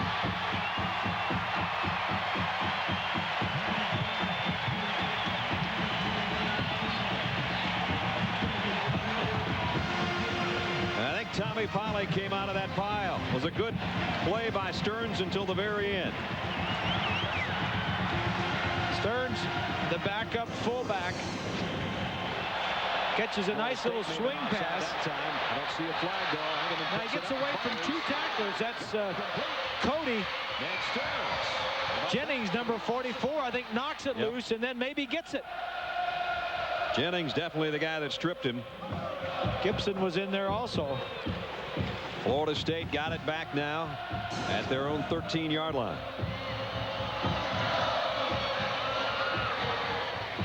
And McCray got a little delay, got a yard or so.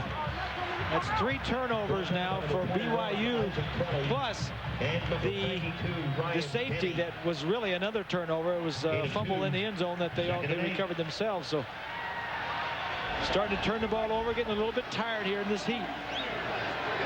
Wanke comes up firing, complete out to Minnis, and looks like he's got a first down at the 24-yard line. Tyson Smith made the stop. There's Robbie Bosco, the quarterback coach, talking things over with his starter tonight, Brett Engelman. Make the stop at the 25-yard line. 1st and 10. I tell you what, this is great experience for these young quarterbacks for BYU. They won't come up against any defense any better than this one all year. Tough learning curve. Wanke throwing deep. Got Minnis again. Out of bounds at the 45. And now you'll hear Snoop.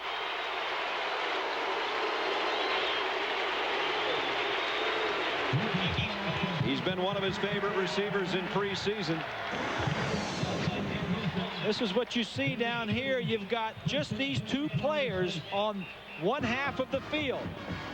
Single coverage, just throw it out there, trust your receiver, give him a chance. 1 foot in bounds. That's the 6th catch, Bob, for Menace tonight for 87 yards. They continue to go to their wideouts, and mixing it up well is Chris Wenke. He's got 4 of them out there right now from the gun at the 45 of the Cougars. Has time to scan the field. This one off the fingertips of Jawan Walker. And Javon's got a few catches tonight, too, including that touchdown that opened up the game that made it 6-0. Score remains what it was at halftime, 22-0. 7:16 now remaining in the third.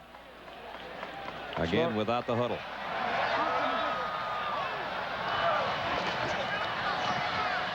And Wenke.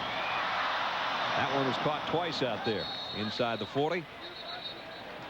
Trues Bell, who's had a sensational night, including a couple of touchdowns. He's saying right formation. Ball's on the left hash mark. They got receivers in there. They got 4 receivers, so they're just calling the right formation, strong to the right. Now he's giving them the play. Third down. And a long 4. They need to get to the 35 of the Cougars. Here they come. Here's Bolden in motion. Wenke getting some heat from behind. Got it to Bolden. Ball is stripped out of there. Incomplete. Nice job defensively, Jared Lee. Yep. Their defensive captain just hung in there with Bolden and knocked it away. If Bolden would have had control of that ball, he's got enough speed to run away from Lee. Chris does a nice job of seeing the blitz and getting rid of it. Bolden gets him the ball quickly. It's a little behind him. He should have made the catch. If he could have made it, he could have run for a long time. So Cottrell will have to punt. Cottrell to punt. Back for BYU. Number 8, Mike Rigel. Rigel again at the 10-yard line. How many times we said that tonight? Even when they have to punt, that seems to be where they're punting to for BYU. High lazy kick. Let's see Florida State trying to cover it. It gets a Florida State bounce. And BYU is going to be in a big hole at about the 2-yard line. 37-yard kick. Lavelle Edwards, we've talked about, has had so many sensational quarterbacks in his 29 years. One of them, the lefty, who threw 56 touchdown passes and over 7,700 yards at BYU in the early 80s, is along with us right now. Steve Young. And Steve, I know Lavelle Edwards' announcement about his retirement has had a big effect on all of you guys, not just the quarterbacks, but everybody that ever played for him. Well, he's been the guy that really represented the BYU football program for, it seems like 100 years, but I know it's only 30. I think he actually coached Brigham Young himself. And but he's been the guy that, I think back in the 70s was willing to throw on first and second down in college. Had never heard of that. And he was the one that kind of changed the college game in a lot of ways today in Miami, and I give Lavelle a lot of credit for that. Here's a throw from the end zone, and almost caught out there by Jonathan Pittman. Steve, do you remember your first start for BYU? And you got to sympathize, I guess, with both Peterson and Engelman in this situation. Oh, no question. I was just thinking about myself watching this game. We opened up against the University of Georgia, and I think I threw 5 interceptions in the first half. And we walked in at halftime, and Lavelle came over and says, "How you feeling?" And I was all pumped up thinking, you know, we're still in the game. I said, "I think I'm doing great." And he goes, "You're doing great. You just threw 5 interceptions." So, I mean, it's great for Engelman and Peterson. They're going to have some lumps and some tough times. But you're right. I think Bob said it very well, that they have a lot of things to learn today. And you have to learn very quickly at BYU. There's a give. Brian McDonald, and McDonald squirts out of there, and he might have a first down. Give him a little bit of breathing room. A pickup of 11. We talked about Lavelle Edwards quarterbacks over the years, the great ones, and Steve's obviously one of them. 635 touchdown passes. That 100,000 passing yards is something like 53 miles. As you said, Steve, he maybe didn't invent the passing game, but he sure fine-tuned it, didn't he? Yeah, and I think, like I said earlier, 20 or 30 years ago, everyone was running the wishbone. He was the guy that that started to throw the ball every down. I mean, every down, no matter if you were behind or ahead. And it really did change the college game. And I think that you look at the guys that are quarterback, You know, a lot of those miles were done by a lot of guys that you haven't heard of for a long time, like Mark Wilson and Gary Scheid, even Virgil Carter back in the 60s before Lavelle became head coach, but he was an assistant coach. So there's a lot of guys that take credit for it, but Lavelle's the guy that has done it really, you know, from the head coach position for a long time. The three of his guys, Steve, went on to be #1 draft picks in the NFL, as you mentioned, Wilson, Jim McMahon, and yourself. And I think talking to Lavelle yesterday, he said, you know, back then we almost had to do it because we weren't getting the best of athletes. We had to do something different in the passing game, which he knew inside and out was their edge against other teams. That pass. Not a question. I mean, it was the way that we won, it seemed like every division conference title for many, many years. Holiday Bowls was memorable games against SMU and Michigan and Missouri, and I think that it was the great equalizer. Even in our conference, I don't know that we were the most talented, but certainly I think the pass, and back then especially before everyone got up to speed with it, gave us the great advantage that we needed. Well, two of you guys, you and Jim, both went on to Super Bowl glories. Ty Detmer won a Heisman, but everybody, when it seemed that we're playing for Lavelle Edwards at quarterback, their pass efficiency rating was just about off the board, and we're going to take a look at that after this snap. A 3rd down and 10. And right now, Brett Engelman would just like to improve his pass efficiency on this play. Van Horten in motion.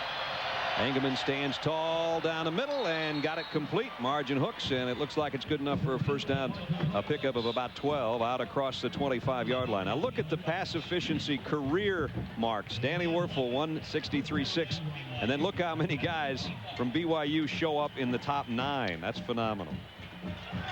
5 of the top 9 BYU quarterbacks, and that just says volumes to me about Lavelle Edwards. You know, it reminds me also that it seemed like in college everybody was open. And then we went, and then you go pro, and I know Chris Wenke's going to have to face the same thing. Everybody's open in college, but when you go pro, it seems like no one's open. I remember those days. Slip screen is incomplete. Margin hooks. You talk about Chris Wenke, Steve. Here he is, 28 years old, still playing in college, so he's going to be 29 when he gets a snap maybe next year in an NFL preseason game. If I'm not mistaken, I think you were maybe 24 when you made your first start for Tampa Bay, weren't you? Yeah, I was a young kid. I came out of the USFL, played a couple years there under the great Sid Gilman.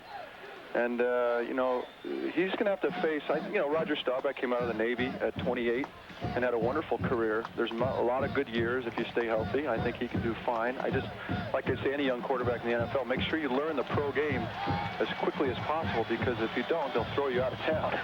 And so you got to beat it. You got to beat the clock. Draw play, and that one's going nowhere for Ned Stearns. How much withdrawal are you going through right now, Steve, not playing?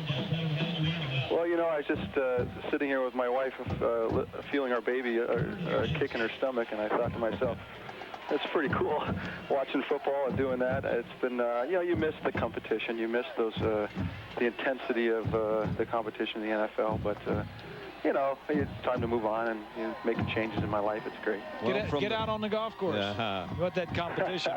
From the founder of this university down through you, and you got a brother out here playing right now. Well, he's not playing right now, but he's on this team.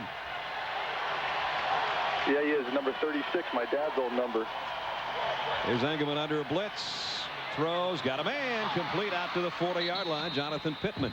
And we're going to take a look at Jimmy right now. There he is on the sideline. The only linebacker in the Young family, all quarterbacks except for that kid right there. And he always says the quarterbacks are wusses.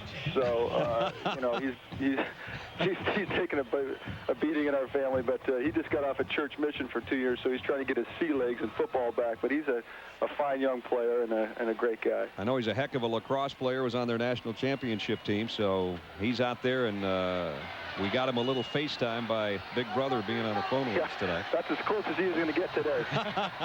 Here's first down from the 40. Engelman off a play fake. Lobs, it's got a wide open tight end. Opa Hingawe still going, and it's down to about the 33-yard line. And Steve, right now, Engelman's got a little bit of something going on. Yeah, you know, I want to make sure they score. I don't want that shutout. I saw that stat you mentioned earlier, Brad, with 300 and some odd games. And going down there in the fumble just recently, I'd like to see them down and make sure they get some scores. The defense has been very stiff today. Yep. And the defense continues to play like that. They're going to have to carry this offense for a couple of weeks until they get their sea legs as well. And, you know, obviously this game isn't over. I think that I saw Olsen screaming at the quarterback that last time out. I don't know how many guys need to be yelling at the rookie quarterback in the sidelines in his face. That's how those defensive guys are. You know that. Engelman waits and then lofts it and incomplete, and a flag flies in. I don't know if we're going to have a holding call on Florida State's secondary, but the intended receiver would have been Ben Horton, who really never got out in his pattern. And there's the new linebacker coach, Joe Kynes, who's spent the last 5 years at Georgia, but a longtime friend and comrade of Mickey Andrews, who's right behind him. Those guys have been steaming all night, even though they're pitching a shutout so far. But then, you know, Mickey looks like that when he goes fishing with his grandkids on the Okeechobee. So, I mean, he never gets happy. 10-yard penalty. And it is a holding call. First down. And an automatic first down. Well, maybe we'll get a touchdown for BYU, or we got Steve on the phone. We better keep Steve on right now. The Cougars got something bringing going. them all the luck. Yeah. Maybe you ought to come back and coach. Whoa, easy.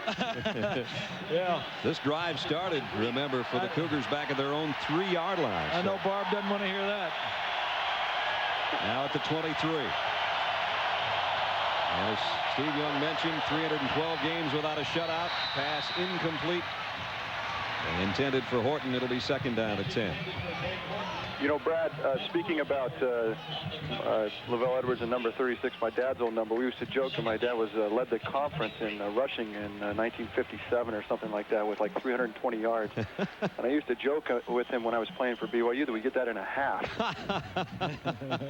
Yeah, they moved it up and down the field a little differently in those days. Well, Lavelle has been around 29 years. Third winningest active coach in football. Watching his team with a 2nd and 10 right now. Draw play. Sataki. Whew. Tommy Polley says hello. Man. Speed at linebacker. Now, Tommy Polley tore his knee up in the championship game in the Sugar Bowl. And he is back. He didn't start the game, but number 29 plays that will linebacker spot. And what an athlete he was in high school, and he's continued at Florida State. So here's what Steve Young used to love. 3rd down and 12. But then he had Jerry Rice and some of those guys in there. And we got a couple players a little bit winded, I think, as Florida State's trainers have come out. They're going to change up some fresh bodies right now. So everybody getting a breather. A 3rd and 12 coming up with 2:45 remaining in the 3rd quarter. It remains 22-0 Florida State. Lavelle Edwards, who we've been talking about with Steve Young on this drive, turned 70 in October, but a national championship under Robbie Bosco in '84, National Coach of the Year that season, 20 conference titles. And look at the top 25 finishes. 22 bowl games. There have been a lot of great moments, and he just made it so matter-of-factly with us yesterday. He just said, you know, it's just time. It's time to go do something else. Yeah. Football has never been my whole life. It's been a huge part of my life. Well, before Lavelle got to BYU, they only had 16 winning seasons in 47 years, and since then they've averaged 9 wins per year and led the nation in passing 8 different times. So Lavelle has certainly made an impact on college football. 3rd down and 12. The biggest 3rd down, obviously, of the night for BYU. Both wideouts to the near side. They'd like to get it to Hooks. Here comes heavy pressure, just throwing it up. Incomplete as Engelman falling down as he backpedaled and never had a chance to find a receiver. I think he was tripped by the remaining back that was stepping up to pick up the blitzing linebacker. Watch the back that's remaining right there. It looks like he trips him. Yep. I know Steve agree with me. We quarterbacks are more agile. We're not going to stumble going back, setting up 5 steps. Oh, it's impossible. It's got to be somebody else's fault. It's got to be an offensive lineman stepping on a foot or the back. Well, let's break that scoreless thing right now. 312 games without being shut out. Owen Potchman from 42 yards can keep the longest streak in college football alive. And he got it. with Steve Young along for the ride. Potchman makes it 22-3. And Steve, with that, I can tell you right now, I know you're newlywed, you got a baby on the way. Barb's not going to let you watch this much football all the time, okay? Well, as long as BYU's on national TV, he says I'm in good shape. All right, partner. Steve, thanks for joining us tonight. My pleasure. Thanks, Steve. Steve Young recently retired from the San Francisco 49ers and about 5 years away from going to Canton, and we appreciate him being along with us tonight. One of the many, many great quarterbacks that gentleman has coached. So, Florida State still hasn't scored now this quarter. They've gone to almost 13 minutes, and BYU's trying to hang in. As Steve Young said, you know, this football game's not over. Well, you never know in the first game of the year. Right now what BYU's got to be thinking is if we could get a turnover, then they could start to think about getting back in the football game.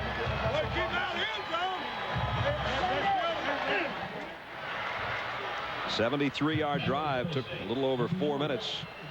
It only netted them 3, but that's something that they can hang their helmets on now. Potchman will kick. Nick Maddox, Jeff Chaney back deep to receive.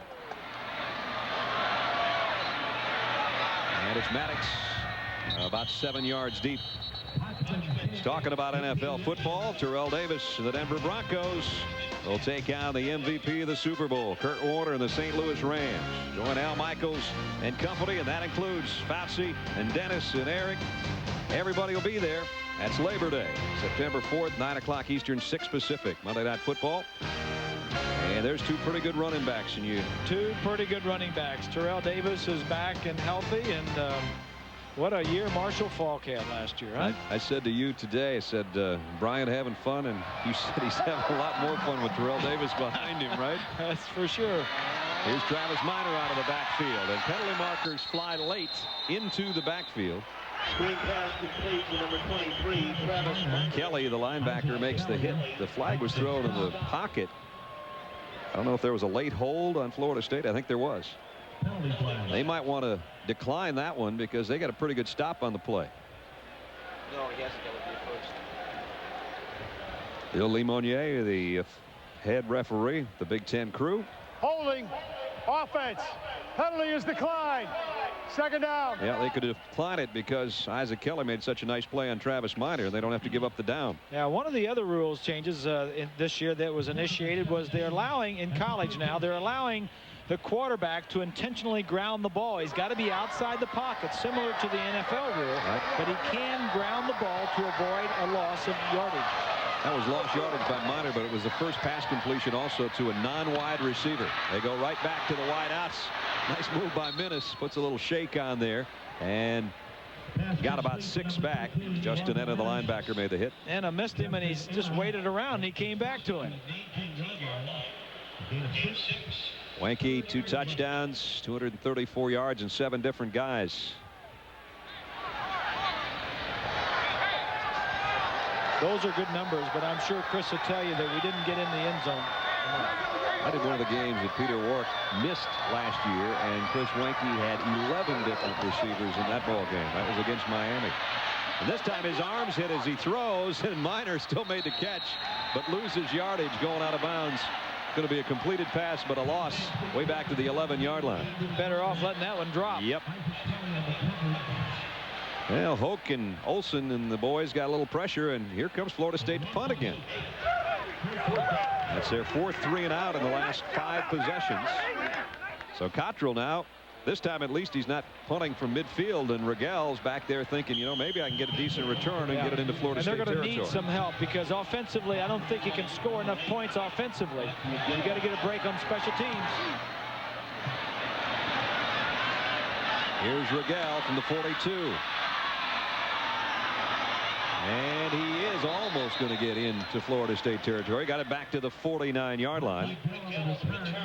There's Hans Olsen.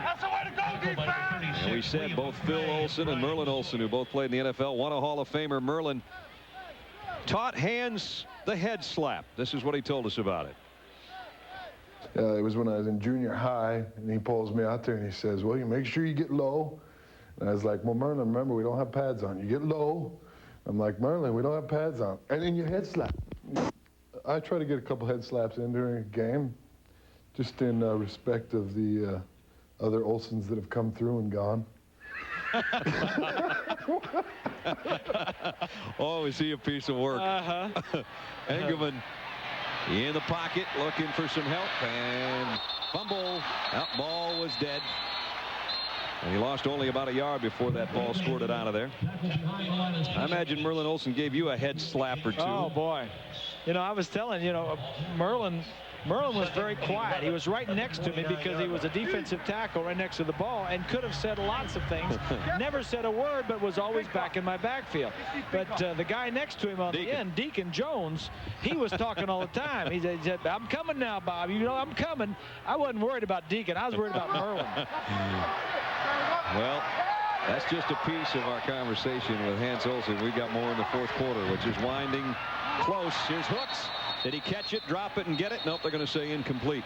Either way, he had his hands on the football, but he never quite had possession.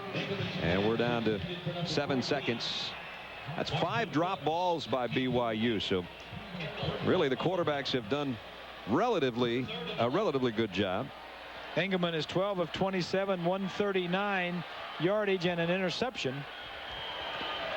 Both BYU quarterbacks have had one picked off. Peterson 5 of 14 for 74 yards. Engelman seems to have gotten this third quarter going pretty much in the right direction for BYU offensively. It'll be interesting to see now if he stays in. Flags fly before the snap.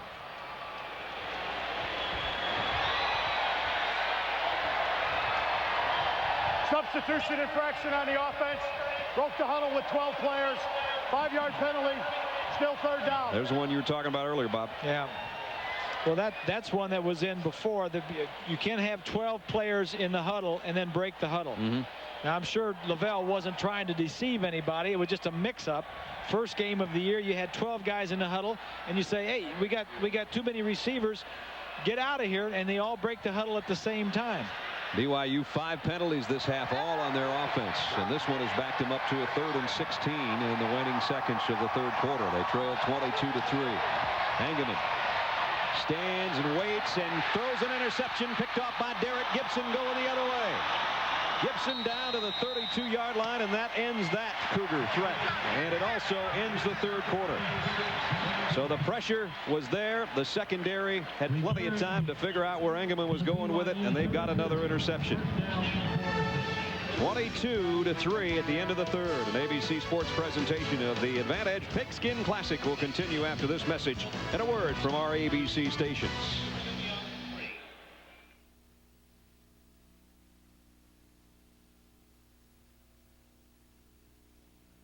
Who would think that the sports car you've always dreamed of would turn out to be an SUV?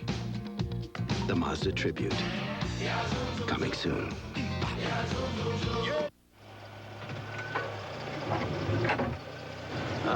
Briefcase. Need new tires? Our 35,000-mile tires are 4 for just 99 bucks. Pep Boys, one more reason cars like us, people love us. I want the boneless buffalo wings. We got the boneless buffalo wings. Leave out the bone. Who needs them? Boneless buffalo wings. Only at Chili. Boneless buffalo wings. The company that reinvented the Roadster has reinvented the SUV. If you can't wait for it to hit the road, hit our website. The Mazda Tribute. Coming soon. The Rams were champions of a dream season, but Terrell Davis wants everyone to know he's back, and so are the Broncos. The winners of the last 3 Super Bowls square off on the season premiere of Monday Night Football, September 4th at 9 Eastern, 6 Pacific on ABC. Honey, can you just pick a channel, please? MSN Internet Access. How about some sort of sport thing? What about 16:9 digital TV. What's going on? And a digital camcorder for catching all of those first steps. Turn on the fun, Best Buy. That's my boy. The biggest news for the Frontier was its new engine, the 210 horsepower supercharged V6. We not only supercharged the engine, we supercharged the design. So suddenly the design became more muscular, became more powerful. The new Frontier makes a statement. I believe what it says is, get out of my way. Make your voice heard. Sign up now for K2's Viewer Advisory Council. The Advantage Pigskin Classic to start our ABC college football season. Coming from Alltel Stadium, Jacksonville, Florida. We enter the fourth quarter. Florida State leading 22-3. With Bob Greasy and Lynn Swan, I'm Brad Nessler. Nice to have you along with us tonight. The defending national champs, ranked second in the country. 2 touchdown passes in the first half from Chris Wenke. A-Truth Bell scored on an end around, and they scored a safety. And here's another reverse. This time Gardner broke 1 tackle, but doesn't get back to the line of scrimmage. Let's go back and take a look at that last interception for a young quarterback. Something to learn. Here's Engelman here. He wants to hit the tight end coming in over this, but look at the free safety back over here. Now look at Engelman as he looks at the receiver the whole way. Right there. He looks at him the whole way. Guy picks it off. Wenke down the middle and caught. Sprague, the tight end. That's the first catch by a tight end tonight, and he goes right down the middle to the 20-yard line. He was the starter last year. Nick Franklin came in as the starter tonight, but Sprague is the better of the two as far as a receiver. Franklin's a big bully of a blocker. And Ryan Sprague's got a first down. Just inside the 20-yard line. Florida State was shut out in that third quarter. That doesn't happen often. Blitz. Fake the pitch and look out. Oh, got sandwiched back there. I hated that. Whenever the defense had a blitz and I turned my back, I hated that. I hated to do play action when they, because you don't know fear of the unknown. Well, you don't know where they're going to be when you turn around. You see them coming, and then when you fake, carry out the fake, and now you got no chance to get rid of the ball quickly, which is what you have to do if you can't pick up the blitz. Well, at the very end there, Chris Wenke got his knees up in the air. It looked like he was going to take a wicked high-low shot. Yeah, this was one of the few times, Brad, that they've been in the huddle. They've done this no huddle all of the evening. It's no problem for Florida State not to huddle. They can do it very nicely from the. This time they fake the end around, and Miner keeps it on the sweep, and he's knocked down on his tracks. I'll tell you, by Brett Kiesel. His BYU defense has awakened in the second half. One of the only other times that Florida State huddled was when they were at that 6-yard line and ran that end around that A-Truth Bell scored on. Usually it might disrupt the defense a little bit because of tempo and all that other stuff, but I think at halftime Ken Schmidt and the defensive coaches for BYU got that straightened out, and this defense is really playing well. Third down and 18. They're showing blitz. They back out of it, and here comes the pressure anyway. Wenke, they got him. Drop back at the 31, and Denny's there, and so is Olsen. Behind the line of scrimmage by number 92, Ryan Denny. And Bobby right now is probably saying, "Dadgummit, what's going on?" Yeah, he's saying, "What happened? We were doing pretty good in the first half, 22-0, and we haven't scored anything in the second half." Well, you see the pressure coming from Kiesel, and then they stay with it, and Ryan Denny gets the sack. This defense was second in the conference last year. BYU first against the run. Ranked 21st in the nation. This time last year, Sebastian Janikowski would be knocking one from way back there. This would be a chip shot. Yeah. Cottrell into punt. Going to try to keep one high in the air off the side of his foot. It's not a good kick unless it takes a great bounce. It's not a good kick. Well, they gained there about 7 yards. Maybe 6. Timeout. 22-3 Seminoles. Meet the all-new Aztec. Meet Sam and Kate. They're about to do something dirty. We're not lost. Told you. Next day. Go camping. What's your move? Keep your fingers off my pieces. I'm not cheating. That's not right. Meet Aztec. Quite possibly the most versatile vehicle on the planet. By Pontiac.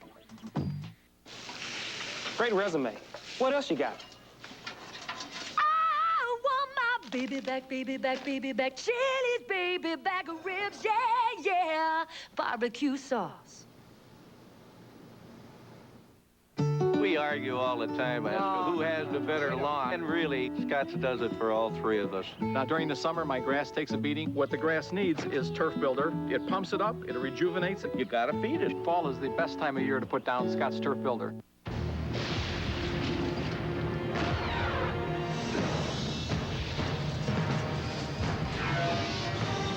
It is more than a trial by fire. It is a rite of passage. And if you can master your fear, outsmart your enemy, and never yield even to yourself, you will be changed forever. The few, the proud, the Marines. I like new things, especially when they get old. Like keeping things around? Good news. Introducing Valvoline Max Life, the first motor oil formulated for higher mileage engines. Max Life conditions use seals to help prevent leaks and helps keep your high mileage engine performing for a long, long time. Son, another 100,000 miles and this baby will be yours. Get ready for television's biggest event. I know it's not for a few weeks, but I'm getting ready now. Gary Shandling hosts the Emmy Awards, live on ABC Sunday, September 10th. Near the conclusion of tonight's game, we'll select a Chevrolet player of the game from each team. Chevrolet will make a $1,000 contribution to each university's general scholarship fund. Charlie Peterson's back in at quarterback for Brigham Young as they work just inside the 24-yard line. Keep it on the ground. That netted him about 2, maybe 3. Brian McDonald. Florida State's defense has been tough tonight on both quarterbacks, whether it be in a blitz or when the pass is overthrown. Brett Engelman has tasted the pocket. There was their best chance, really, right there to score a touchdown, and then the interception, the third of the night by their defense. They led the nation last year in interceptions with 22. Second down and 7. Both wideouts to the near side for Peterson, but they'll keep it on the ground again, and it's Brian McDonald again. Remember, Staley, their starting tailback, went out shaken up in the first half, then got dinged, and they were asking him where he was, and he's not going to return, and he was their biggest threat as a running back. It's like June is dinged a little bit there. Gene June, who played a good ball game, and he's pointing at his left wrist. He was a walk-on. Actually, he's a captain. He's a co-captain. He's the special teams captain, the backup linebacker.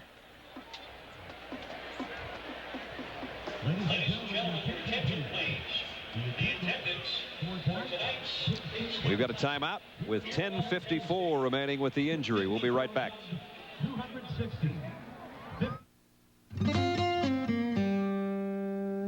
Back when most players assumed that offense won basketball games, he proved that defense could dominate. He revolutionized the game as the league's original shot blocker. Back then, they didn't even keep track of block shots. But because of Bill Russell, they do now. When you're an original, you do it your own way. Original Coors. Original Coors. Knock one down.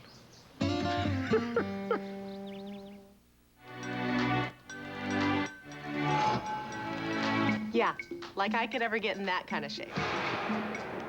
Well, you know what? I can. In fact, that is me. I started using EAS nutritional supplements and followed their simple plan. Combines nutrition and exercise. And 8 weeks later, here I am. Wow, look at me. Get the EAS advantage. Now it's your turn. Meet the all-new Aztec. Meet Sam and Kate. They're about to Swing to the beat. Is that loud enough? Crank it. Aren't we swingers? Definitely. 2, 1. Whoops. Guess I'm just not a swinger. next day. Have a revelation. It's looking like another sick day. So what are you thinking about? Fish. Breakfast is swimming in. What do you want to do today? Stay in and watch television.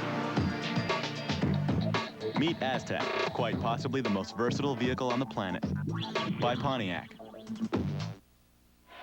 So a 3rd down and a long 5. They've had 15 third down situations. 12 have been 3rd and 10 or more. You're not going to make many of those. No, this is their shortest one of the night, in fact. Peterson steps and waits. Incomplete. Had time to throw. And Margin Hooks was intended receiver, and he threw it in the ground. And they're going to have to give it up again. You're right. He figured he had him. He just threw it in the ground. So Aaron Edmonds, who's been roughed once tonight, they got everybody up. And remember, they're using their backup long snapper after Holtry was injured. He dribbled one back there last time. This one's a little bit high, but he manages it. End over end punt. And it's going to go out of bounds. Bolden will not have an opportunity to return it. It's going to be near the 41-yard line with 10 minutes, 27 seconds remaining in the ball game. Seminoles 22, Cougars 3. Meet the all-new Aztec. Meet Sam and Kate. They're about to blaze a trail. Pine. It's not pine. Next day. Use the net. You know what this means? What? We're going global. We're going global, huh? Yeah. Watch out for Greenland. Meet Aztec, quite possibly the most versatile vehicle on the planet. By Pontiac. Mom, Dad, remember how my rent was earning me airline miles? Yeah, that rewards program. Scrap it. I'm not going anywhere. Mark. What I want now is merchandise, preferably brand name, and I've been kicking some numbers around. I've already earned the television. That's going upstairs. Give me a hand with this, Dad, please. Dad. You want brand name merchandise? Yeah. What does this look like? A Holiday Inn? Points, miles, or merchandise. Holiday Inn gives you more, and more is better. At first, it looks like an ordinary piece of paper. But then, we place a sesame seed bun right in the middle. We add 1/4 pound of beef heaven, then cheese, pickles, onions, tomatoes, and lettuce. Then slowly, we wrap. Oh yeah, that is one lucky piece of paper. Got the urge? Spanish sensation Sergio Garcia, Tiger Woods, the Lincoln Financial Group Battle at Bighorn. Monday night at 8, 5 Pacific on ABC. Florida State trying a little inside draw play to Davie Ford that went nowhere at all. In fact, a loss of about 3. Stop behind the line of This scrimmage. Florida State offense in the second half has had 21 plays and 39 yards. 5 punts on 5 possessions. So they have sputtered in the second half. Wenke comes up firing. He's got Walker. And Walker will improve those totals as he gets it in to Cougar territory. Looks like a first down. Don't forget, coming up tomorrow, more college football on ABC. It's the Kickoff Classic. Joe Pa will lead out his Nittany Lions. They'll take on Carson Palmer and the team, one of the co-favorites anyway, in the Pac-10, the Trojans of USC. Keith Jackson, Tim Brandt, Todd Harris will bring you that action from the Meadowlands in East Rutherford, New Jersey, our second football game of the weekend on ABC Sports. Be interesting to see what Joe Paterno and Penn State have up there this year. New defensive coordinator after Jerry Sandusky's retirement. Lost a lot of good defensive players. Yeah, they did, boy. Harrington and Short and Courtney Brown, and the list goes on and on. The all-time winningest coaches, of course, Joe Paterno active with 317, looking for 318 tomorrow. The next 2 guys are right here on this field. Second down and 4. Wenke throws incomplete. Bolden was open and he threw it wide. One of the problems with a no-huddle offense, when you're not, Wenke's limping a little bit there. Did he get hit? Didn't see him get hit, but anyway, one of the things when the no-huddle is not working is you give up the ball very quickly, and sometimes the defense and Mickey Andrews will go to the offense and Mark Rick and say, hey, come out of it, take more time, we need a break on the sideline, because if you're not successful keeping the ball, You know, we're right back out there. He's going deep. Got a man out there. Flag down. Caught it anyway. Caught it anyhow. And it's Minnis again. And that'll put him over 100 yards receiving. Isaiah Joyner was back there joining him in the secondary, and flags all over the place. Joyner is a redshirt freshman playing in his first game and just can't keep up with Snoop Minnis. Defense. Penalty is declined. Result of the play. First down. He's got single coverage, all that space out there. Minnis sees the ball and goes after it and gets it. 8th catch for Minnis for 129 yards. First and goal, Florida State. Wenke to throw again. Scans the field, goes to the corner, incomplete. You know, Snoop Minnis said in the preseason, he said, granted, Peter Warrick was a great receiver. Said Pete was our best player, but nobody knows anything about me because I really haven't had a chance to get up to the plate. And he said, I'm going to get my bat appearances this year, and by the 3rd week of the season, everybody in the country is going to know me. I think already, and maybe they know him in the first week. I think they do. That's the last catch, and boy, that was nice concentration. 4 wideouts, and now they'll empty the backfield as Chaney is in motion. They're going to swing it out, trying to get it to Bolden. Just can't quite get it in his hands. He's the guy that has the open field moves that they just drool about. Yeah. So it's 3rd and goal. See, the timing on that play was all messed up. Bolden took a little bit longer to turn and face the quarterback. Chris couldn't wait very long because the blitz was coming at him, and he had to throw it when he did. 3rd and goal at the 9. Here they come.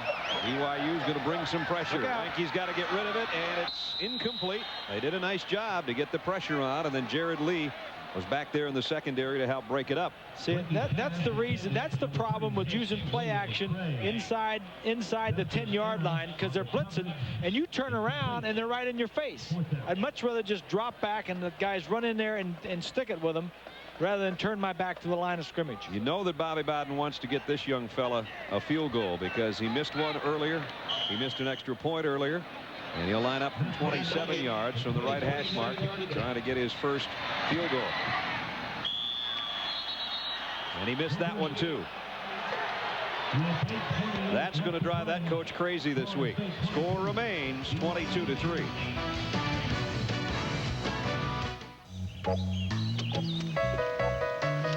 Hey, Shannon, I'll give you 2 shots in this hole. You already had an advantage. You're right. I had one earlier. So are you going to tell me what your advantage is? Sure, it's the right balance of protein and carbs. What is? My advantage. I'm the one who needs an advantage. I know. Very funny. So how can I get an advantage? Have you tried buying it? Convenient, great-tasting advantage from EAS. Smart nutrition for active people. Bobby Hull's 58-goal season still stands as a team record. Yet that entire hockey season, he never bragged. Not once. It could be because Bobby Hull was a very shy man. Or it could be because he was playing with a broken jaw and his mouth was wired shut. When you're an original, you do it your own way. Original Coors. Original Coors. Open up and say, ah.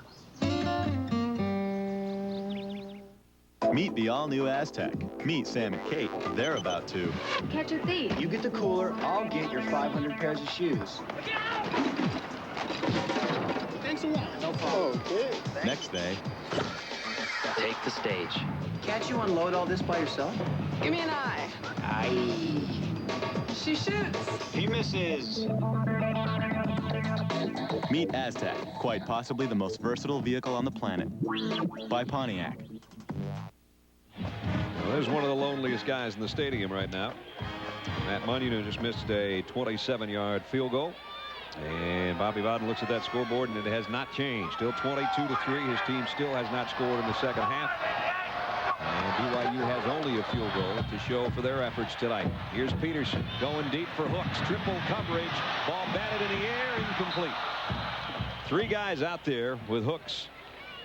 Charlie Peterson's pass. He had it if he could have just gotten it out there. Here's the night for Matt Munyon, the redshirt freshman from Panama City, Florida. He missed the extra point after the opening touchdown.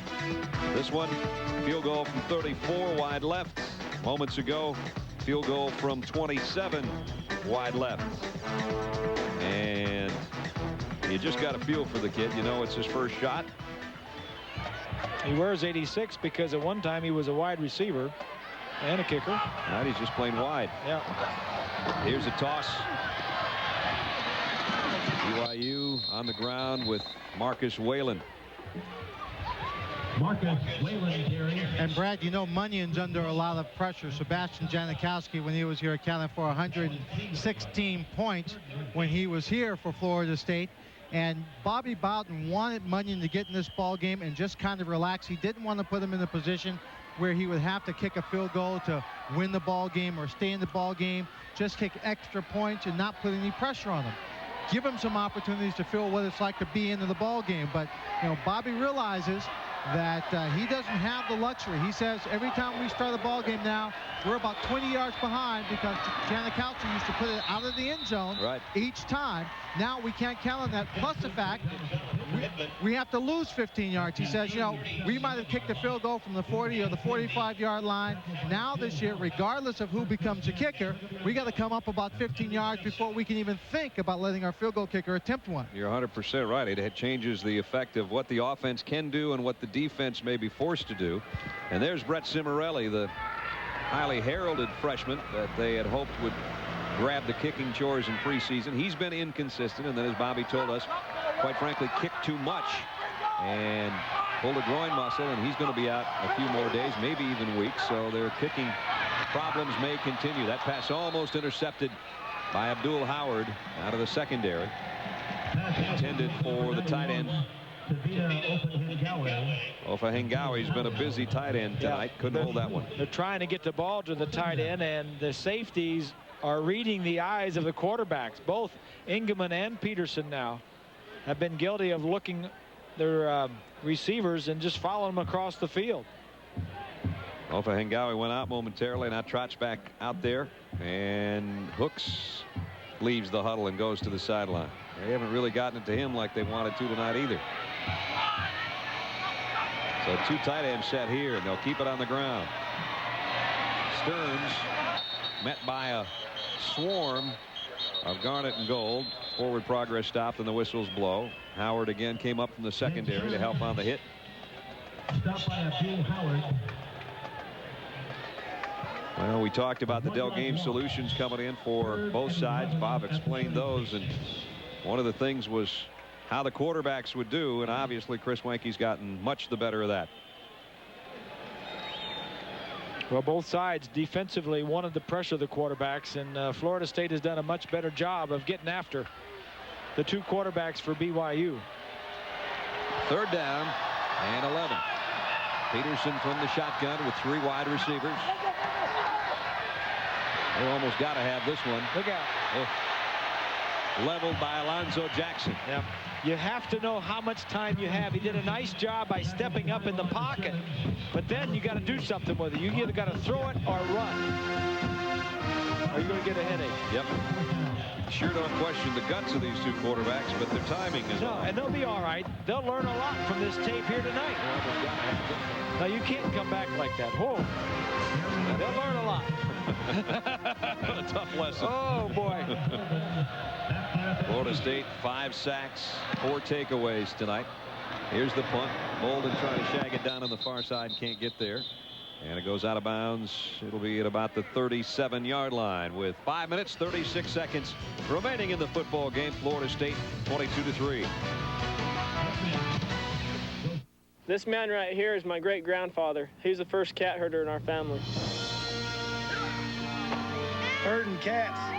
Don't let anybody tell you it's easy. Anybody can herd cattle. Holding together 10,000 half-wild short hairs, well, that's another thing altogether. Being a cat herder is probably about the toughest thing I think I've ever done. I got this one this morning right here, and if you look at his face, it's just ripped to shreds, you know. You see the movies, you hear the stories. I'm living a dream. Not everyone can do what we do. I wouldn't do nothing else. It ain't an easy job, but when you bring a herd into town and you ain't lost a one of them, ain't a feeling like it in the world.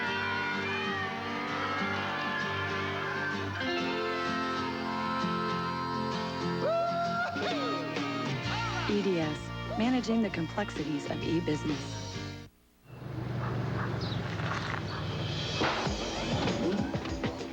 Select road. Validating tires. What kind of road can you drive on with BF Goodrich tires?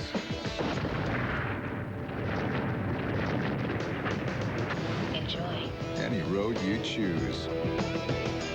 And now we've been ranked best original equipment tire for light truck vehicles and customer satisfaction by J.D. Power and Associates.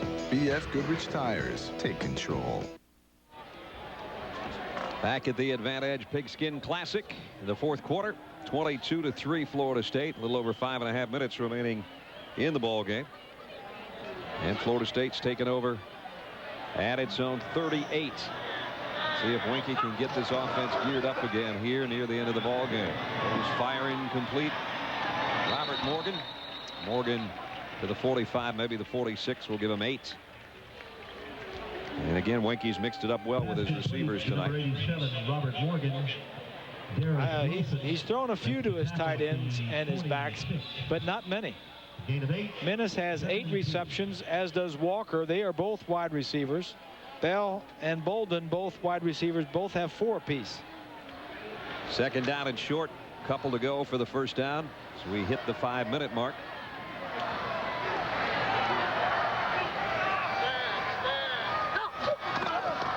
Here's a toss.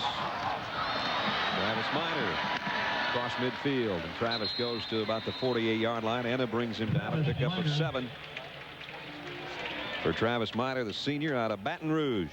Gain of about 7. Stop by Justin Emma. Travis, a Doak Walker candidate, one of 35 this year around college football, as all the various awards have picked their possible candidates, and we keep paring them down until early December. I think there's 70 on the Butkus watch list this year. Oh, there's a ton of them. Yep. At the 47, first down.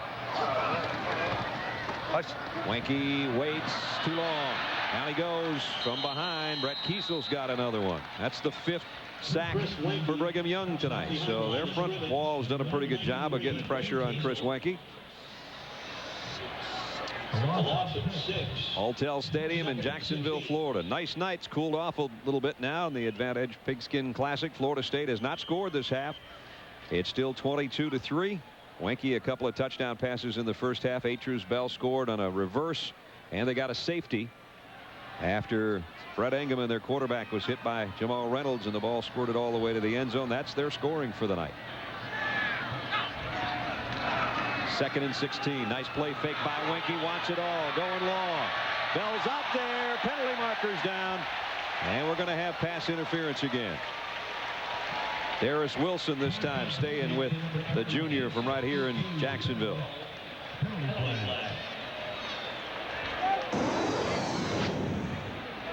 As a look at the pass protection, little Pass play action. Defense. Bell just kind of shields off. He was interfered with, but he was just kind of blocking him off. He saw the ball coming. He blocked Wilson off and just couldn't make the play. Wilson had him draped over his shoulder. 21st penalty of the ball game, the 10th against BYU, 11 against Florida State. Something you would expect, I guess, in the early portion of the college football season, much like we see in preseason games in the NFL. What did you say, 20 penalties? 21. There it is. Florida State's thrown the ball 48 times. BYU's thrown it 46. Winkie's going to do it again. Incomplete. That one intended for Nick Maddox, converted running back who's now a wide receiver. You know, earlier we asked you about the rankings, who should be the preseason #1. As we told you, Florida State is #2. Nebraska in both polls was the #1. But we had a chance to ask you to vote online tonight, and the fans' vote says Florida State 54%, Nebraska 46%. Obviously, a lot of those jumped online from Tallahassee, maybe, but you know, you actually have to wonder, as ridiculous as this sound in week 1, if Florida State only puts 22 points on the board, do some people think they're not even worthy of where they're supposed to be? There are going to be some people that think that now. Well, what do you think, Brad? Should the defending champion from last year automatically be ranked #1 the next football season? I know you think not. I don't think so. Well, when you lose so many people, it's a whole new team. Yeah. Exactly. It's a whole new year and a whole new team. I think if you could bring everybody back body for body, absolutely. But then that's. Yeah. But you don't have Sebastian Janikowski, and you don't have Peter Warwick, and you don't have Jerry Johnson, Dugans, Corey Simon, yep. and a bunch of them, and you got a bunch of new guys. And Nebraska's got a lot of guys back on offense and a great quarterback. So Nebraska has more starters back on both sides of the ball than Florida State does. And we asked Bobby Bowden about the fact that he's not #1 and that Nebraska is. They would deserve any ranking you could give them. You got to put them up every year. And they're probably, what, 8 teams right now. One of us will win the national championship. One of us will get lucky. One of us won't have critical injuries. One of us will get a couple of bounces and win it. There was even a rumor that floated around Lincoln that there were T-shirts that Nebraska was wearing saying Florida State anytime, any place, and that has proven apparently to be a falsehood. And there's also T-shirts at Florida State that I think is fact that says repeat on one side and no excuses on the other side. So both those teams are thinking they'd love to end up in the Orange Bowl, Swanee. Yeah. There it is. Swanee's got one already. Absolutely. You know that one's going back to Pittsburgh, too. I mean, absolutely. It'll be good to work out in. There it is. You know, Bobby, he may talk funny sometimes, but he don't think funny. Nope. 2nd down and 9. On the corner. A pretty good run by Travis Minor. Knocked out of bounds by Tyson Smith again. Travis Minor. Pickup of 8. Knocked out of bounds by. And it's going to be 3rd down and about a long 2, maybe 3. Well, you know, you come out in the first game of the year. It's not like the NFL where you have preseason games. You can go out and find out who's doing what and how you're playing. I mean, they come out and they drop the bell, the arm, and the bell rings, and you play for real. It hasn't been the best showing for Florida State, but they came out. They're going to win the football game, and they almost scored right there with their fullback McCray. And I think one of the things you want to do, like the NFL does, is we don't get anybody hurt, especially Lavelle going in to his conference. He'd like to get through this tough non-conference schedule with Syracuse and Virginia and Mississippi State and not have any serious injuries where he could go into the conference and maybe have a chance to win that conference. You saw that young ABC fan there with their signage. 1st and goal now at the 5-yard line. You know, for Florida State, once they get through this, they'll be 1-0. Then they get a week off, and then they travel to Atlanta to meet Georgia Tech in a game you'll see on ABC. And everybody thinks since Joe Hamilton has left Georgia Tech that team is, you know, is done. Don't be surprised. Here's Travis Minor, got the corner, touchdown. Travis Minor, 5-yard touchdown run. Nice block by McCray in front of him, too. He's running right alongside of him, and he says, where were you last year? He was out with a knee injury, but watch the fullback, number 36, to the left of your screen right there. Oh, that's nice. Just getting past the pylon is Travis Minor. Extra point. Munyon's got it up and good. As we go down to Swanee. Well, Brad, I am down here with Patty Edwards, and she was cheering when Chris Winkie got sacked, and she wasn't quite as happy when they marched down for the score. Patty, take us through the process. Lavelle announced his retirement. Did you guys have a discussion, or did he do a coach's thing and just say, honey, I'm done? No, we had a discussion. A lot went into it, and a lot of thought went into it. And I'm excited. I'm excited about it. What's the most exciting thing about him retiring for you? I'll get to have him by myself once in a while. And then we can do some things that we want to do. You know, he's accomplished about all there is to accomplish in football. And now we can climb another mountain and do some fun things. What do you think this last year is going to be like for him? Exciting. A little difficult, maybe? I don't think so. I don't think so. He has confidence in the kids. It's going to be a fun year. Well, we look forward to watching him. We have such respect for him. He's been such a great person for college football. Thank you very much. Thank you. Short kick taken at the 15 by Peterson. Fumble. Who's on top of it at the 30-yard line? BYU says they kept possession. And they did. ABC Sports presentation of the Advantage Pigskin Classic, brought to you by Advantage Nutritional Products. Smart nutrition for active people. The all-new 2001 Aztec from Pontiac, quite possibly the most versatile vehicle on the planet. Original Coors. When you're an original, you do it your own way. Original Coors. And EDS, managing the complexities of e-business. Fireworks over Alltel Stadium and over the St. John River tonight during the course of the game. The fireworks, for the most part, have belonged to Florida State. 29-3 here with just over a minute remaining in the ball game. And up the middle, still some tagging going on. There's some backup players in there that want to get more and more time, don't they? Yeah. 48 seconds and the clock winding down. Our Chevrolet players of the game for tonight. Here they are. Justin Enna, who was in on 13 tackles, and Chris Wanke, 50 passes, 318 yards, and 2 touchdowns. In recognition of their efforts, Chevrolet will make a $1,000 contribution to each university's general scholarship fund. Our congratulations to Justin and Chris. Peterson on a handoff, and only out to about the 37-yard line. It's just about going to do it. And we wish Lavelle Edwards the best. It's probably the last time we'll see him this year, but we will see him down the line. He is a class act, and he has touched so many young football players' lives. And his opening game of his 29th and final season did not go the way he had hoped.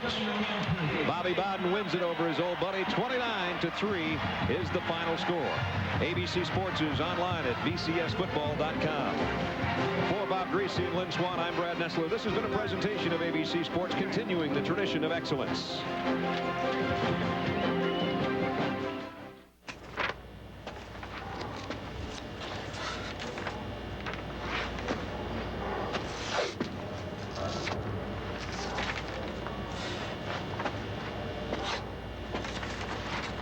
Alabama meets UCLA, or BYU faces Virginia next Saturday on ABC. Dad's car is the coolest, so we take care of it. You know, change the oil.